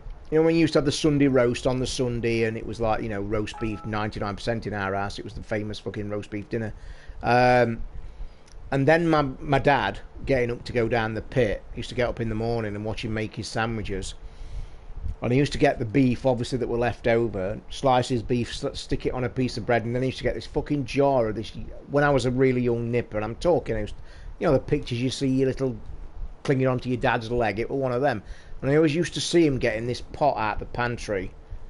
And yes, we did have a proper pantry. And it was like a big glass pot, and it was yellow. Now, as a young kid, you'd think, ooh, bright yellow. And I'll never forget the day he did it, made his sandwiches, and I saw him put his beef on the sandwiches, get a knife, spread it, and lump it all over this beef, and I'm thinking, what's he putting on his thing? So that particular day, because he was a bit late, he made his sandwiches and fucked off to work. He left this jar on the side, didn't he? Mr. fucking 5 and 6 year old kid that's all like, ooh, his nice yellow jar that he puts on his meat to go to work. I've stuck my finger in this jar. I think it actually made me sick. I think I actually threw up on the carpet. Yeah. Mustard. Stuff of... Ugh. And as for Marmite, don't even get me started on the Marmite fucking bin. Been to the factory where they make that. In fact, I honestly have no fathom of idea how actually people can, one, like the look of it, two, like the look of it when it's spread, and three, like the fucking taste of it, because, oh my god, that is rank.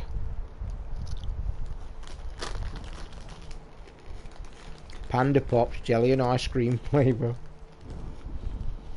We're talking about old food, it's brilliant. What about the old favourites? Remember Pacers? Used to have a packet of Pacers to go to school with every morning. And why the fuck they stopped making Pacers, God only knows. Imagine a opal fruit / Starburst for the really young ones amongst you. Justin Thomas is playing out of his fucking skin. He's 11 under and he's finished. He's shot a 63. Fuck me. He's 11 under. My man's 3 shots off the lead now because of that prick. Jesus Christ, man, what a round. And he's wearing pink trousers and all. Pink fucking trousers. Pacers. Basically, they were like Starburst. You know how you Starburst, a lemon and strawberry and the chewy chews? Well, they were there. This tube was white, exactly looked like a thing. But there was mint. And I mean like really strong mint, but they were chewy. I used to fucking love them. Can't believe Justin Thomas is 11 under after shooting 63. Fuck me. What are you doing?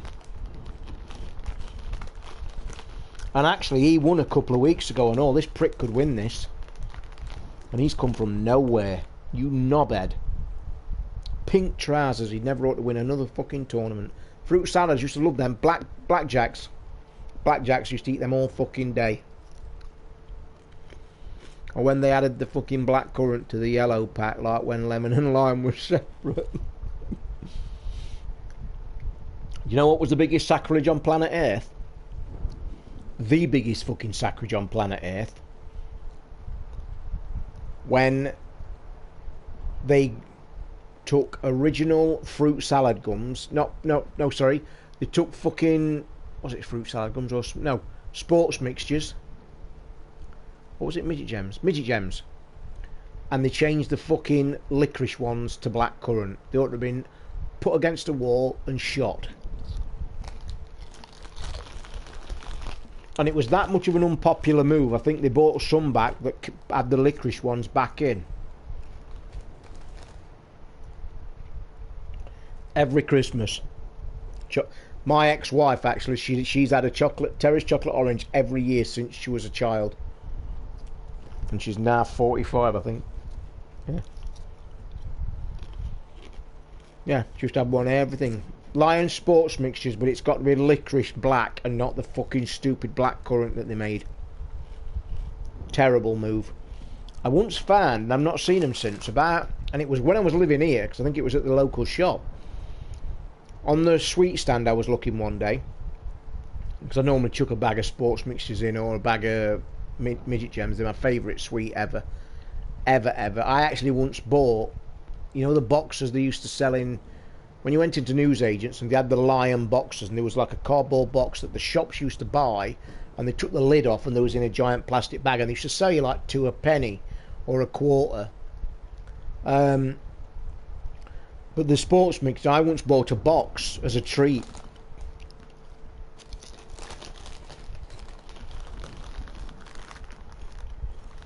Lowest score of the Open is that guy that's just done it now. He's just broke the record for the lowest score in a US Open. That's how good that was. Fucking hell, let's give him a chance to win that tomorrow.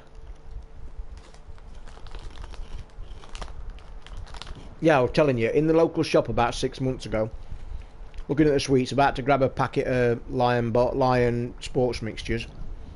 At the side was a white bag, and it said Lion in the top corner. I thought, oh, what the fuck's that? Grabbed it. You know what it was? It was just the licorice sports mixture ones in a bag, in their own bag. I absolutely fucking grabbed it straight away, and it was lovely.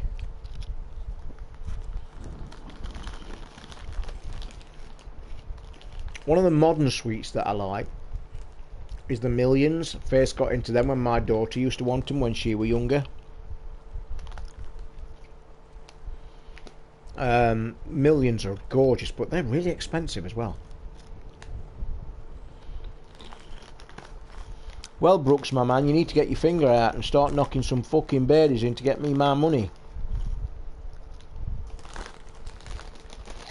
These are lasting a long time, aren't they?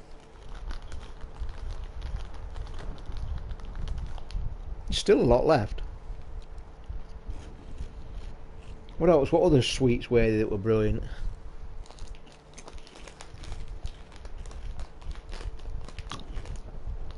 I'll tell you something I'm not a fan of, but this is weird, this is. I'm not a fan of, but I always buy a bag. And this is weird. The Haribo Star Mix. You know the one with the bears, the cola bottles, the little fried eggs, the fucking arts and shit. I hate nearly 3/4 of the shit in that bag, but I always buy a bag. Always. Cola cubes, I used to hate them. They used to rip your tongue to pieces, didn't they? You know one of my favourite things I used to have? Oh god, I can taste them now. Fuck. The thing is about reminiscing about all this, when we went to primary school, so that's when we were 5 to 11, and because where I used to live in Swanwick, it used to be very local. It was a walk. We could walk to school. Obviously the older kids took you when you were young, but on the way to school was a sweet shop. It was a newsagent, and they had all this we're talking about fucking chock full all across the back wall. So the treat used to be on the way to school in the morning, go into the newsagents and get, like, you can get 10p, can have a 10p mix, you know, all that bollocks. And our newsagent used to be great. He always used to chuck you like more than your 10p mix in. But the one thing I used to love, do you remember aniseed twists? Craig, I used to have sweets that were 2 for a penny, mate. In fact, sports mixtures back in the day in that newsagent was in that box, and they used to be sold for 2 a penny. Okay, that's how we used to buy sports mixtures back in the day. And on my birthday one year, when I was about, what would I be, about 8, 9, I had a £5 note in one of my birthday cards. And on the way to school, do you know I can even remember the shopkeeper's name?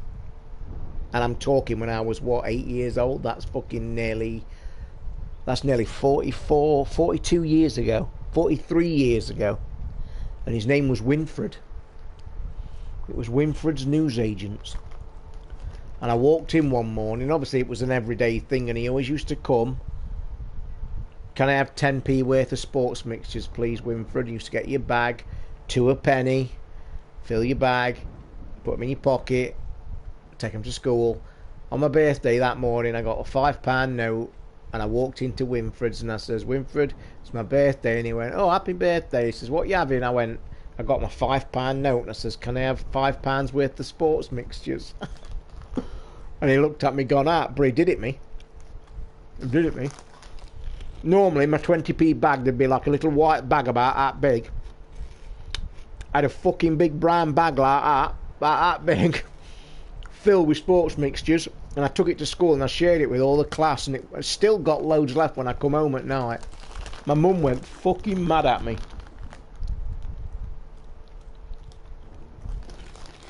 Mojos were nice. Freddos, they used to be dirt cheap. They're dead expensive now, and they don't taste the same. And I don't think they're the same size either.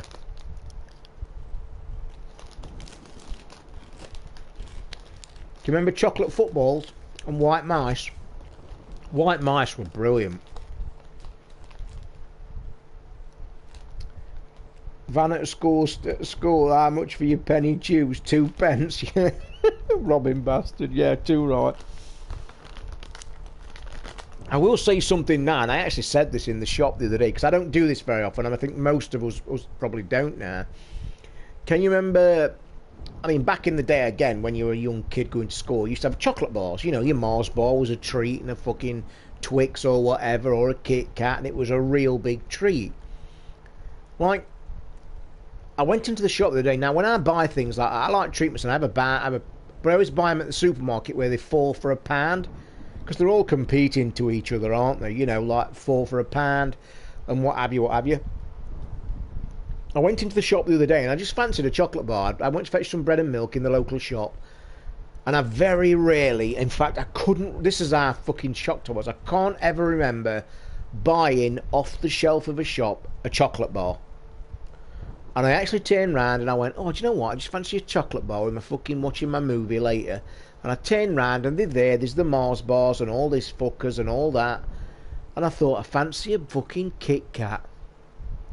I reached down and grabbed a Kit Kat, chucked it on the fucking counter. I'd already paid for my stuff. When she told me the price, I swear I thought she was actually winding me up, because we have a bit of banter and a bit of a laugh occasionally. And honest to Christ, when she told me how much that Kit Kat was, I thought she was having a wind up. 67 pence, she said. And I actually looked, I chuckled. I think I chuckled a little bit. I said, I'll just take this Kit Kat. How much is it? And she went, 67. And I like went, yeah. I went, no, how much is it? She went, and she like looked at me with a puzzled look, because obviously she sells them every day. And she says, 67 pence. And I went, are you really serious that these now are 67 pence? She says, all the chocolate bars are over 60 pence. And there were cream eggs on the fucking counter, loose. I says, how much are your cream eggs? She says, they're 55 pence. I says, fuck, I'm surprised you sell any fucking chocolate. 67 fucking pence for a Kit Kat. I paid it though, like a twat.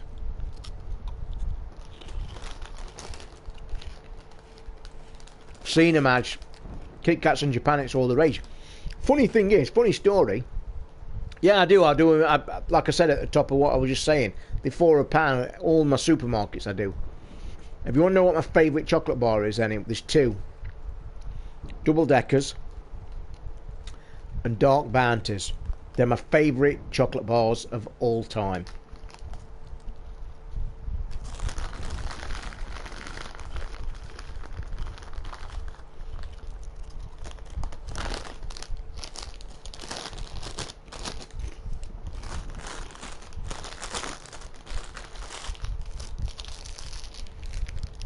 Do you want me to show you something as well?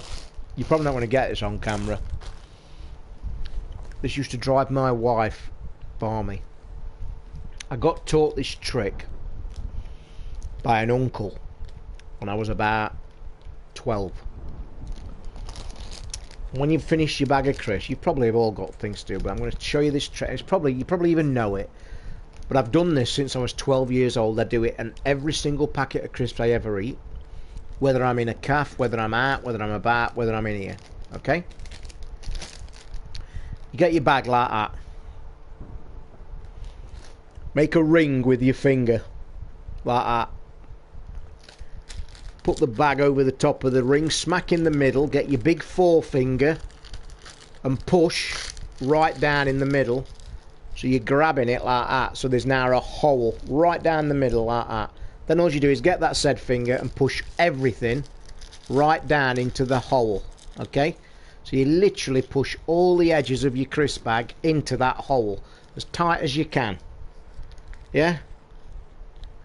Comes out like a little tiny pod, and it won't come undone.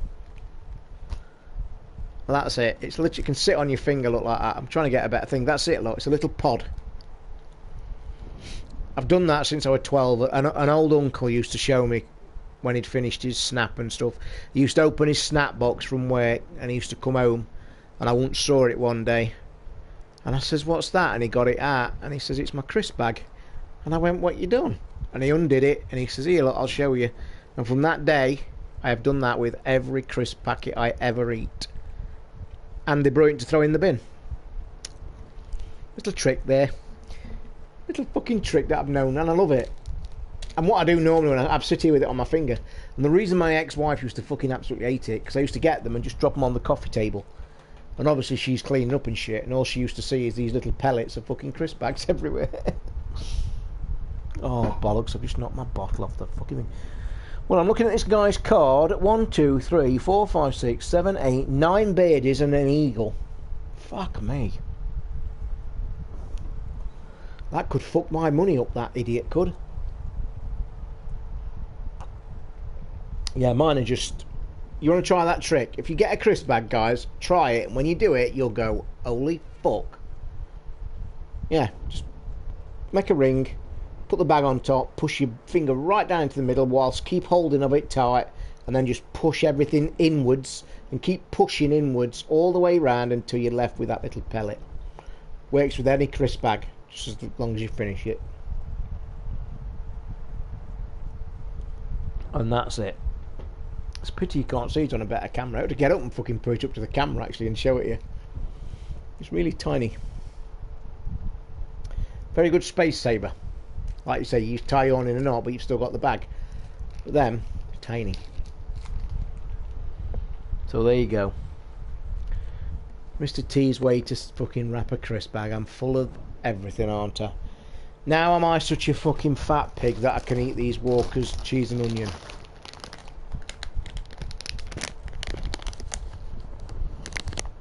It's my last bag of cheese and onion. One thing I will say about beef hoolie puffs. They make your hands stink for fucking ages. It's not a pleasant smell either.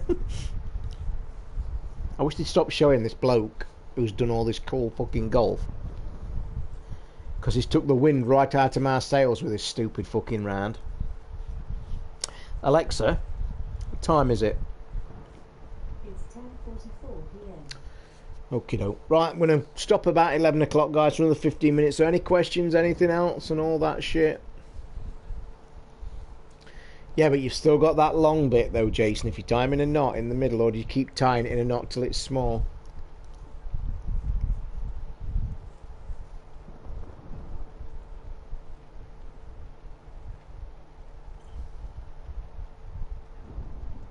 Put his scorecard up, you prick.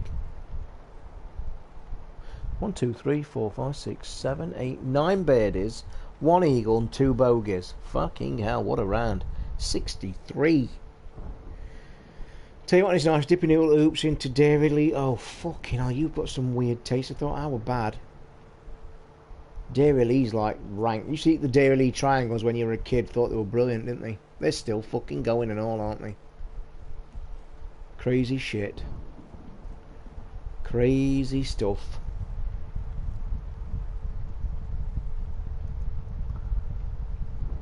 I think there's about another, what time to say, 11:15. I think there's about another 2 hours of this golf.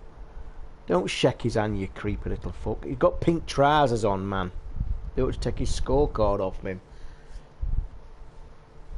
Why are all these fuckers shooting a great score? You've not lived until you've tried cheese and onion hula hoops with Dairy Lee. Cheese and onion hula hoops are the rankest thing on planet Earth. Ought to be banned. In fact, there only should be 2 forms of hula hoops. Plain and beef. Any other flavour ought to be banned. In fact, I'll tell you this, and I don't know if you guys think of this, and this is true, and we all know Walker's crisps are extremely famous.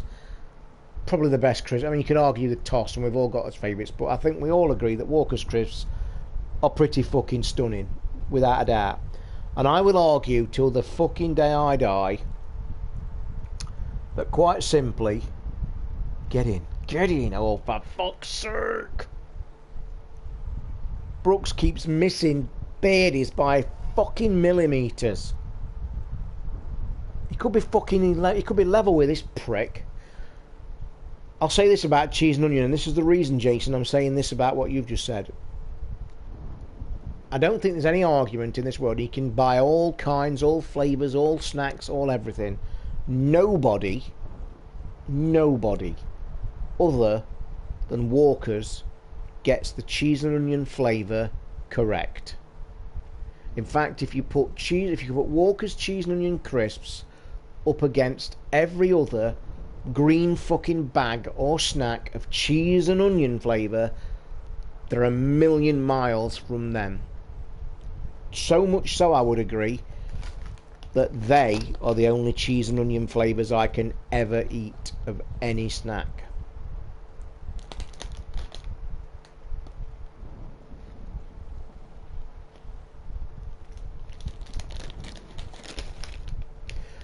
I can remember when you get an odd bag or an odd crisp in the bag that's obviously been double dipped, and it's like really fucking bleh. Again, Gypsy, salt and vinegar, mate. Bleh. Want banning. But isn't it funny how everybody's got all the different fucking shit? Is it? Most flavours are though, aren't they? I've seen them chuck them in them big fucking drums full of powder. But yeah, nobody else matches cheese and onion flavour. Now, let me just reiterate that. I'm not saying that they get the actual cheese and onion flavour correct. What I'm saying is their flavour of cheese and onion is the best flavour. And all the others, the cheap green bags that you get, and they say cheese and onion, and you get them and you think, fuck off. They've got that rank, cheesy, ugh. Prawn cocktail crisps. Now here's the thing. I'm not keen on prawn cocktail crisps, and I say this about salt and vinegar as well. Put these in the same basket. I'm not mad on either. So prawn cocktail and salt and vinegar, wouldn't lose any sleep if they were never made again. But occasionally, I will really fancy a bag of either. Like when I really fancy, like I'll have this mad craving and things like, I really fancy a bag of salt and vinegar crisps or a bag of prawn cocktail. But I wouldn't eat them regular. It's like a one-off special. Well, Paul Casey's not all fucked his roundup today. Why is everybody wearing pink today? Tomato ketchup, I think that's a rank flavour on Walker's crisps, I've got to say. Don't like them at all. They've got a horrible, foul flavour. Do I like jelly and custard? One of the best foods in the world. Don't take an even better food. In fact, I'll tell you now to buy this and try this, and I could eat this all day. In fact, I am guilty of actually making this in this flat in a fucking bowl that big. In fact, when I tell you this, you'll piss yourself. 2 tins of Devon custard. You know the shit that's God, and you could actually eat it cold. Tins of Devon custard. Paul Casey has absolutely collapsed. I think he's about fucking 300 now. He's miles away. 2 tins of Devon custard. Get a big bowl. Bollock it in, both tins. Scoop it out. Drop it in a big bowl. Get 3 bananas. Slice them as thick as you want. Pile all the bananas in that Devon custard. Mix it up like fuck. Put a lid on. If you've got no lid, put some cling film on. Stick it in your fridge. Leave it overnight. Then when you've had your dinner the next day, go to the fridge. Get this bowl of Devon custard and banana. Cold. Don't warm the fucking thing up. And that is probably one of the best things you will ever eat in your life. Devon custard, I've actually bought tins of Devon custard, undone the tin, sat and just ate it. That is, oh God. The worst flavour smell wise in powder form is cheddar and onion crinkle. Smells like feet mixed with vomit. And you stank for days. Nice one. Nice one. Oh, my man's on 11th fucking hole. He needs to get his finger out. Fucking hell, Justin Thomas shot 9 under today. 9 under. Fucking no wonder he's in the lead.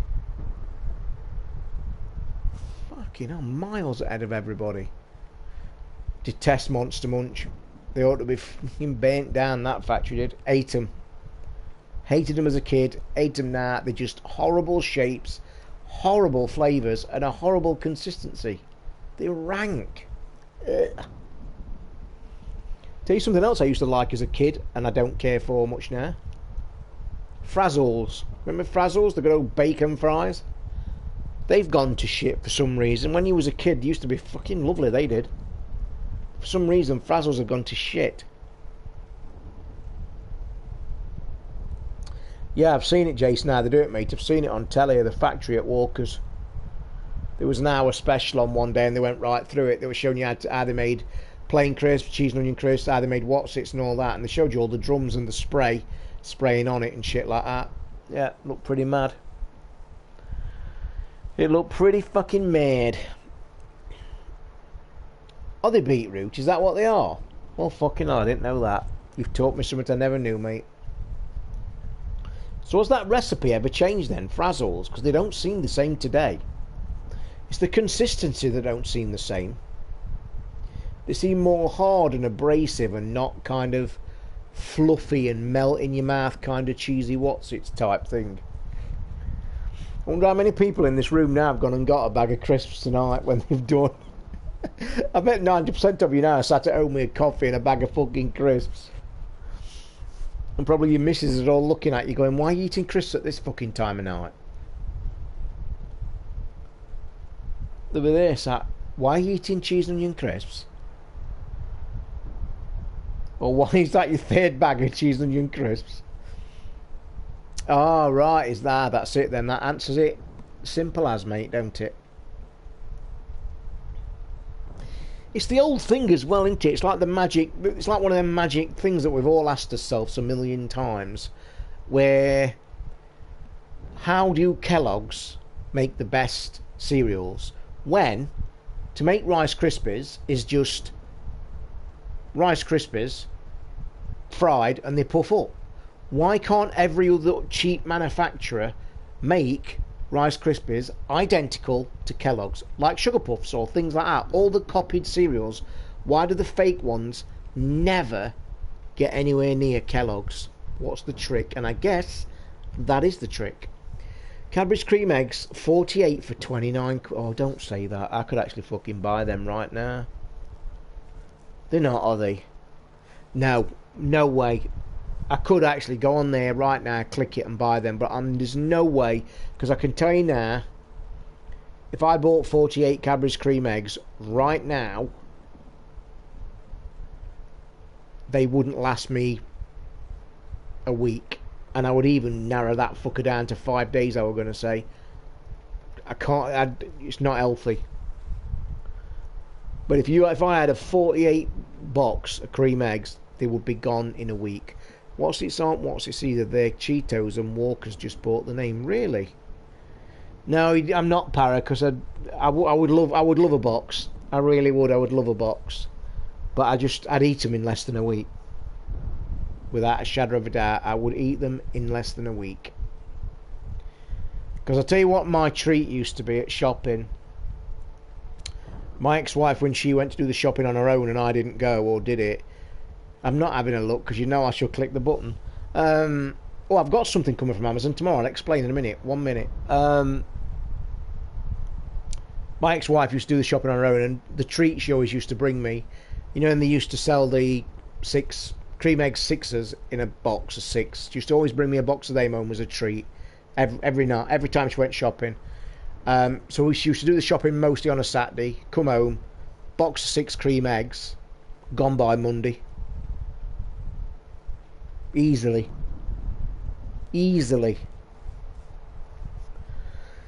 When Golden went under Walker stripped the car, because that's a shame, that is. I would like a box of 48 cream eggs, I would. Fucking really would. So the thing I've got from Amazon tomorrow, you know the kind of puzzle sensation thing that we're going on at the minute? I don't mean finger spinners and all that bollocks. You know, like the Rubik's Cube's getting a bit of a renaissance at the minute. Have you guys seen the things that are all the rage now? There's a World Championships. I've been looking at them for a few months now. And it looks like a plastic cube. And they sell 12 different levels of these cubes. They're all different colours. And basically, picture like a solid cube. And on the front is a window, a slot, and it's got a metal ball bearing. Now inside this cube, if you tip it on its side, is like 6 layers of mazes. And only one spot on each level has got a hole for the ball to fall through. Okay? Oh, fuck off, Parra. That is a real big buy, that is. So these mazes, so what you're supposed to do with this cube, you start off with the ball bearing in the window, and then you get it, and as soon as it drops down, you can't see the ball bearing. But on the side of the cube is the pattern of the layers of the mazes.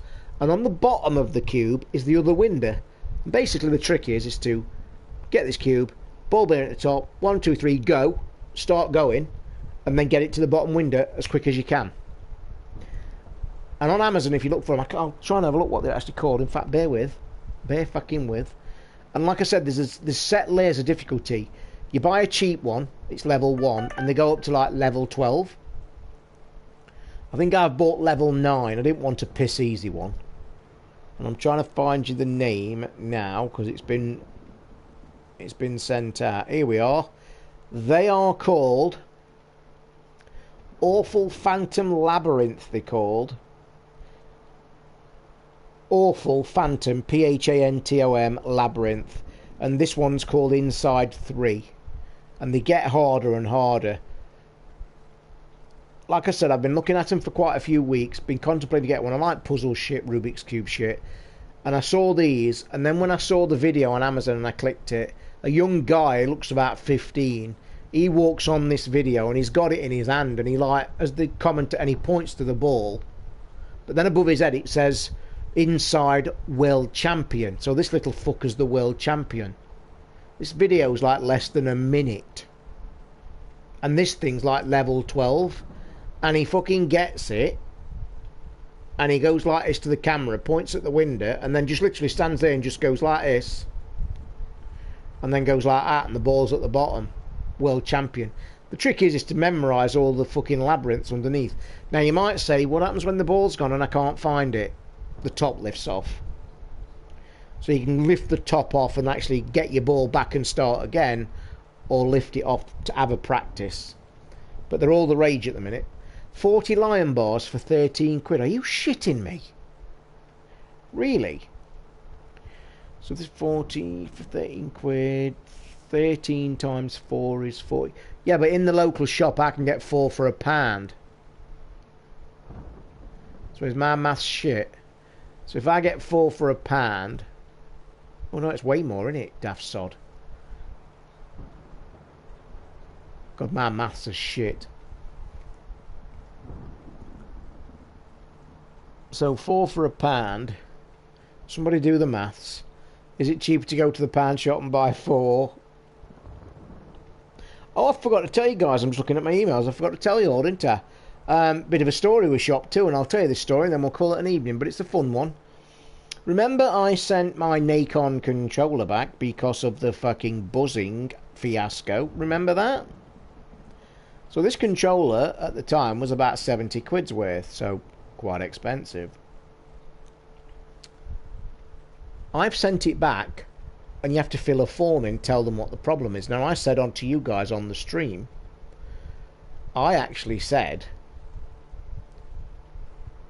I've sent it back, but I don't think they'll do it, and they'll send it back. Now, Shop 2's return policy is, if the item's faulty, you have a choice of refund or replacement. Now, I actually put on the form, because when you fill it in, you tell them at the end what, you have to write what the problem is, and then tell them what you want, refund or replacement.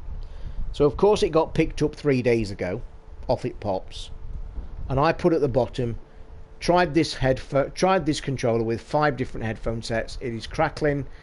I even put a link to the stream. I said visit this stream on YouTube.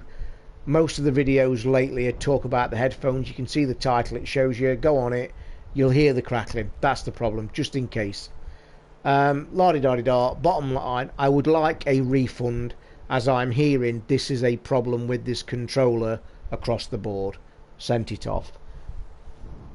Yesterday fucking morning, I wakes up, checking one's emails, as I do with my coffee every morning, and out pops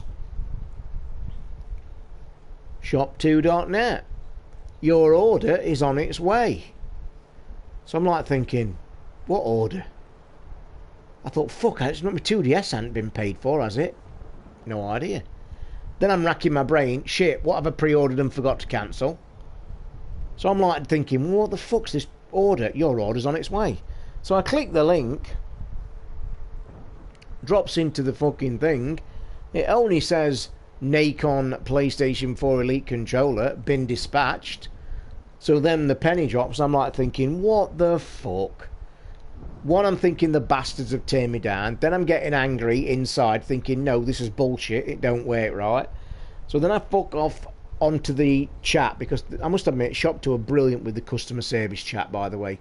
Never phone them, just go into your account, click a question, general, write to them. Literally 10 minutes. It's that fast you can actually have a conversation. So I'll like write a question, go back to my inbox, 5 minutes later it's come back, so I can just refresh the page. So cut a long story short, to get the return, I originally wrote to them and I said to you guys, I've had this controller since February, I'm not happy with it, and what do I do? And they said return it, and here's the form. Click this link, print your form off, la-di-da, we'll pick it up, and that was the story. So I've jumped on this morning straight away, iOS, not fucking calm down a minute. I've just logged on to my account this morning to see that the return item we're talking about, because don't forget, the chat's still live, they've told me the return, so this chat is part of this returns policy. So I've kicked off and gone, I've logged on this morning and to see that you've dispatched a Nacon controller to me.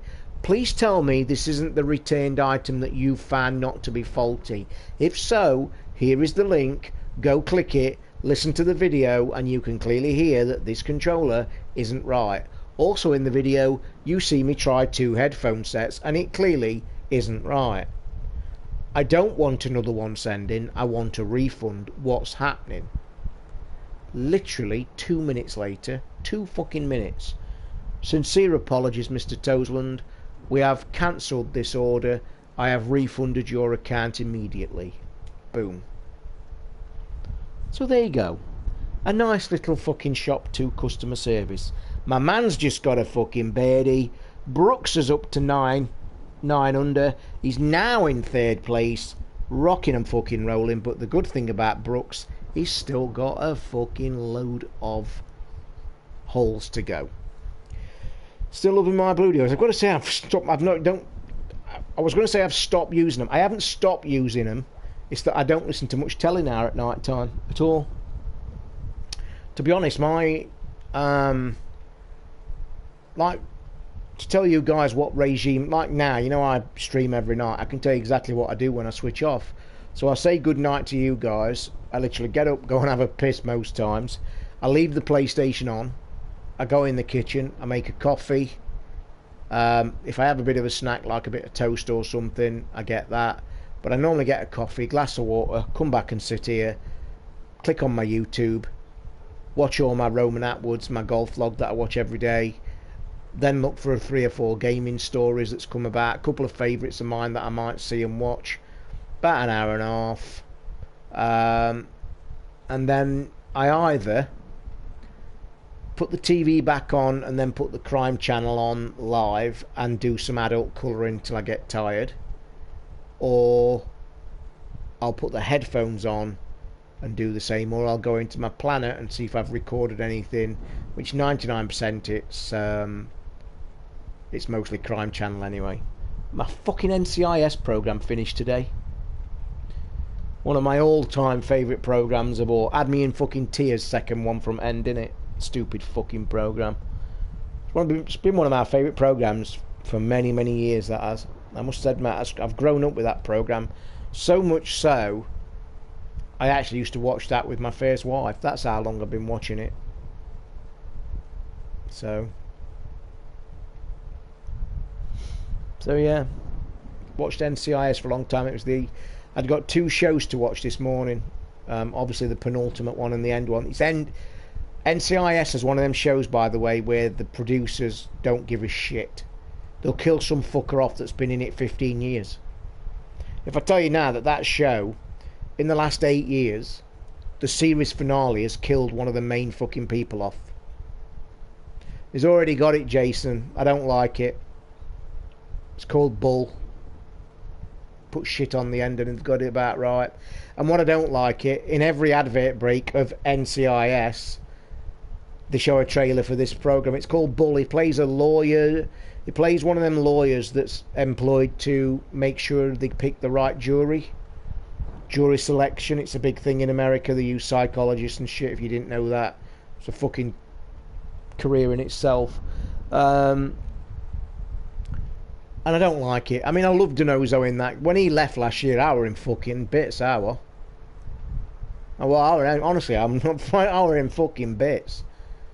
That program it's just really brilliant. It's just been fantastic.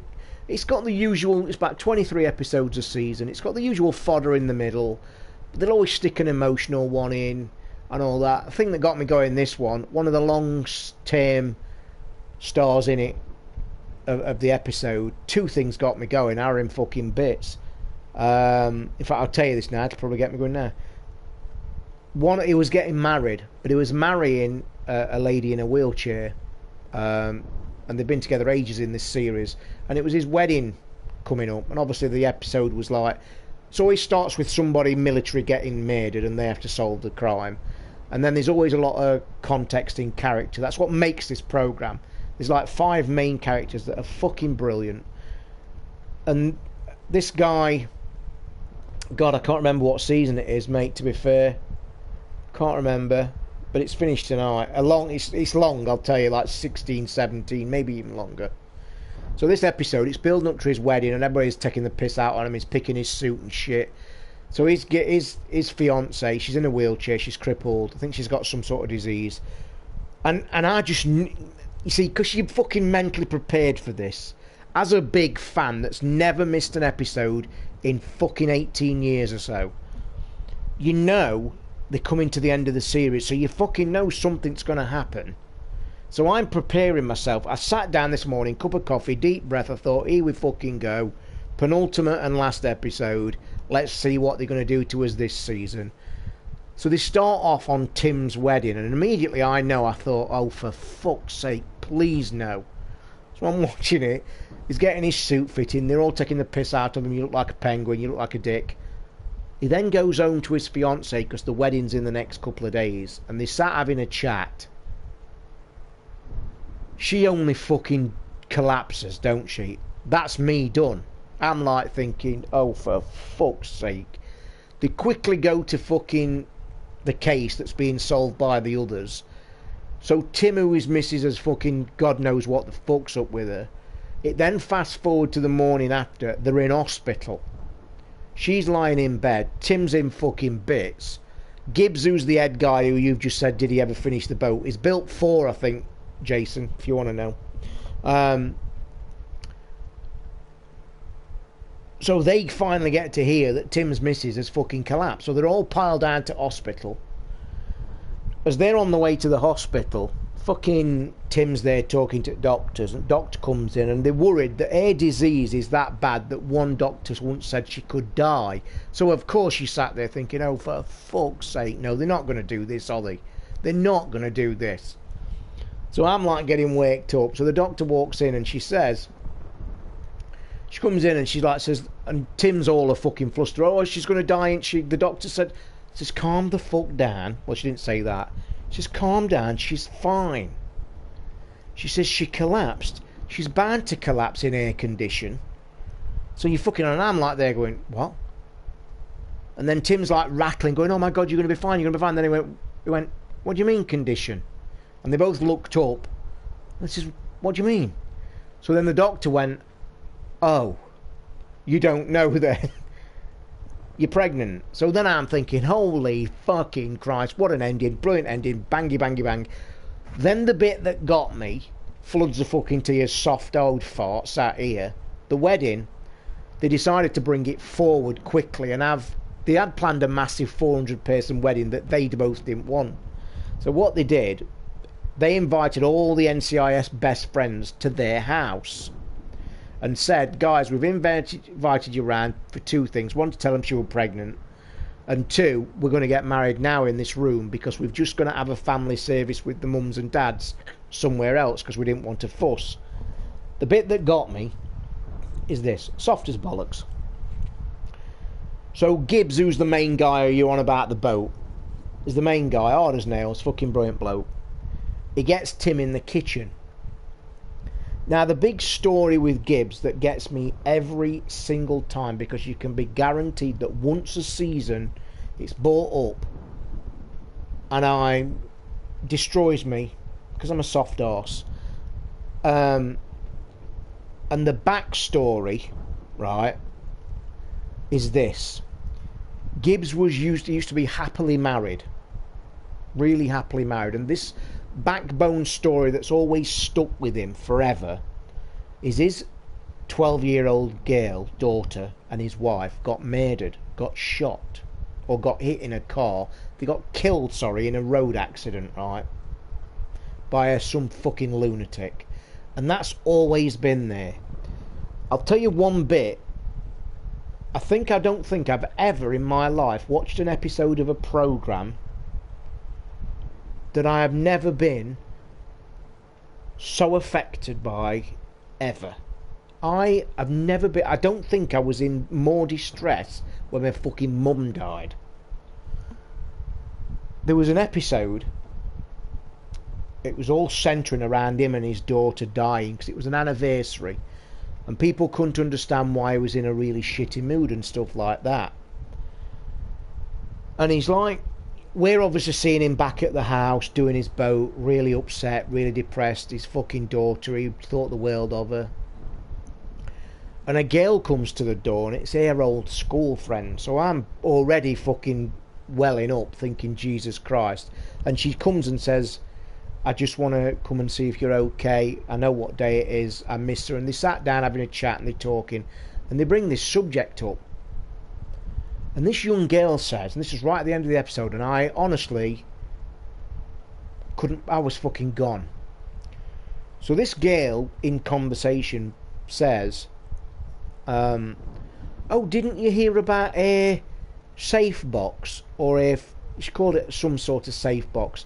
We always used to talk about it because she always used to talk about you. Now, Gibbs always thought that his daughter never liked him. She was always a mummy's girl, and he was a hard army sniper, never at home, and he always used to think that she never liked him and there was her dad. So this young friend says, yeah, she buried it in the garden. She says, didn't you ever know about it? So he's like, no. She goes, oh, come with me. So they walk down the garden. She points to this tree.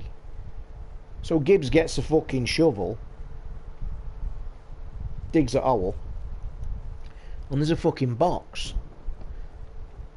So they walk back down into his boat shed thing, and now she says, I'm going to leave you. I don't want... She says, this is for you. She goes, I don't want a pot. She says, this is for you.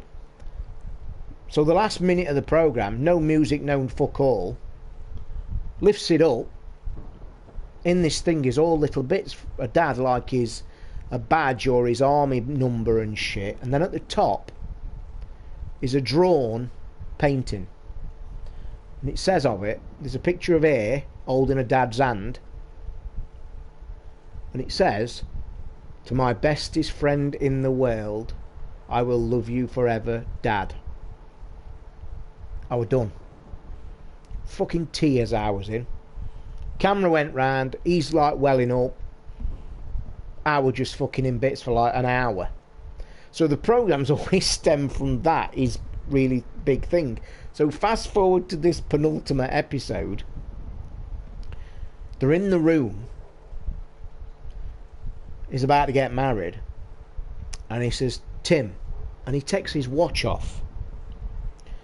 And he hands it to Tim. He says, I want you to have this. And he went, no. He says, that's your family watch. And he says, yeah, I know it is. He says, my mum gave it to me to tell me to give it to my daughter when she got married. But obviously she's dead. And he says, and then Tim says, but you only wear that. He says, I wear it on special occasions. He says, this is a special occasion and I want you to have it. I'm fucking welling up, gone, fucking eyes of water. I'm thinking, I can't be done with this. So as he takes it off, and he says, are you sure? And he says, yeah, and he gets it and he turns it round. It's got his daughter's inscription, and on the top it says, Tim, it said something, be brave or deep breath or something, and it just then went into the room and they got married, and that was the end. And then I was fucking in tears, like a soft twat. And then the end of the programme in the series was a bit fucking, went as brutal as it always has been. Bit crazy, because this is where we're going. Basically, Panama, there was a guy trying to rescue a kid who'd been kidnapped by some Panamanian paramilitaries in the fucking jungle. They found out he was an NCIS soldier, so they went down to try and find him. They figured out why he was there. He was risking his life to try and get this kid back, because apparently the kid's dad had saved his life as an undercover agent years before. So then Gibbs said, right, fuck it, we'll help him. Called him for an helicopter. At the very end of the final episode of the series, big shootout, they're running back to helicopter. Fucking everybody's got in. Kid's in. His father's in. One of the Gibbs' partners in. Gibbs is there because he's a sniper by trade. He's in there popping the fuckers off, aren't they, as they come in, because they've only got 5 minutes for helicopter. Stupid Tim, who's just got fucking married. Helicopter's about to go. Gibbs shouts because he's a fucking hero. Get gone. Just as it's about to take off, fucking Tim jumps out, the dozy twat, runs to the side of Gibbs. There's fucking loads of soldiers coming by now, so they start shooting. Screen fades to black. To be continued. That's the series finale. So Gibbs and fucking Tim are stuck in bastard Panama. But there you fucking go. I hope you enjoyed this story time with me. It's just my favourite programme, honestly. But going back to two things, when they killed Ziva off, I was gone, Ziva. It's Ziva with a V. That did me. But then the way they followed that up at the last series when Tony left, Donoso, apparently, unbeknown to him, because the way they ended here was a bit fucking weird. Apparently the reason that ended so weird, that I think she'd been a stalwart of the series. The reason that ended so weird is because the actress came one mid-season and said she'd had enough. So they literally had to write her out dead quick. That's why it was all brutally quick, like she fucked off back to Israel, where she's from. So she went back to Israel. Tony Lanier has always had a thing but never come out in the open. As it turned out, the way they got rid of Tony at the same time, which was the season after, she'd got a kid apparently, and it turned out it were fucking Tony's, weren't it? Which was a load of bollocks, because it were like never ever shown in the series. There was never any underlying backstory of it. It was like they'd been forced because she wanted to leave. So previous season they'd fucked her off back to Israel, left Tony distraught because she'd like just upped and fucked off, left no messages, which was stupid. And then the next series, somebody turned up, got a kid, and well, that rate, the next series started where it aired that Ziva had been fucking killed, which was bullshit again, because she was a main fucking thing. You need to change your meds, mate. I love talking about telly. What else is the? And then they fucking pulled in with this kid at end of series. Oh, Tony, by the way, Ziva, who's dead and we've not shown it, who's been in the series for fucking 6 years, but we couldn't be bothered. This little girl here is yours. Apparently she had it, never told you she was pregnant. How the fuck that came about? So then they got rid of Donoso, who's been there for 10 years in the programme. He just fucks off into the sunset and says, right, I'm going to look after my kid, see ya, and that's it. They do some crazy shit in that programme. Normally kill people off. Anyway, I've done chatting, people are getting fucking bored. Mate, if you change my meds, I'd be a fucking lunatic. If I'm not already. Anyway, guys, I'm going to call it a night. It's getting late. And I could watch this last hour of this fucking thing. Alright boys, thanks for... I mean, I've been boring as fuck tonight, no game, and I just chatted. I used to fancy the first one in the few series. Mate, don't even get me started on the way they ended their fucking life, but I will say that still rates to me as probably one of the greatest endings of any TV series that's ever been produced, because she was like a main character. Pick any main character in a series and imagine them being in it for like 6 years, then the very series finale they're on top of a roof chatting after finally getting this terrorist they've been after for 4 years in the series, because it's an ongoing shit. The credits are about to roll. Next minute, boom, bullet right between the eyes. She drops dead. Sniper's got her. Series ends. Everybody, I'm like, what the fuck? She was lovely. She was one of my favourite characters in the programme. So yeah, surprised me as well. But all in all, I know I'm spoiling a lot of shit of it, but if you haven't watched NCIS, it's one of the best programmes out there. It really is. Really is. It's a great programme. Anyway, I'm going to watch the last hour of this golf with a coffee, because my man's 2 shots off the lead. So all go and cheer for Brooks Koepka. Take a look at the golf score tomorrow. Last day tomorrow. He needs to be in the top 2 or 3, I think. No more than 1 or 2 shots away. He's currently 2 shots away. He's got 6 holes to go. I used to watch Law and Order, Jason. The reason I don't watch it now is because it was my favourite. It was the favourite programme of my ex-wife, and we used to watch it religiously. She actually got me into it, to be honest. And I did actually like it. It's a good programme. Very good programme. Although, again, that changes quite periodically, don't it? But, yeah, I don't watch that now because it reminds me of her, so... Anyway, I'm going. I need a drink. I need a piss. And I need to take my meds. Which is true. Anyway, thanks for listening, guys. You always appreciate it. Don't forget, I more than likely will be streaming tomorrow night because there is no podcast tomorrow. We've cancelled it until the week after. If you're late in the room and want to know why the podcast is cancelled, just rewind to the beginning. I explain it in the first 20 minutes. And I will be on about 8 o'clock. But then again, let me just say something. I've just realised something. The golf's on tomorrow to be the last round, so I might not stream until very late, like 10, 11. So I probably might stream dead early for an hour and then dead late, but I am going to stop to watch the golf if my man's up in the lead. So, there you go. I will see you sometime tomorrow, where I will pray, I think. Anyway, good night, boys. Thanks for listening. I must bore you to death. Don't forget to go and click like, by the way. I always say it. I don't think many of you do, but it takes 2 seconds. Till tomorrow night, or definitely Monday. See you guys.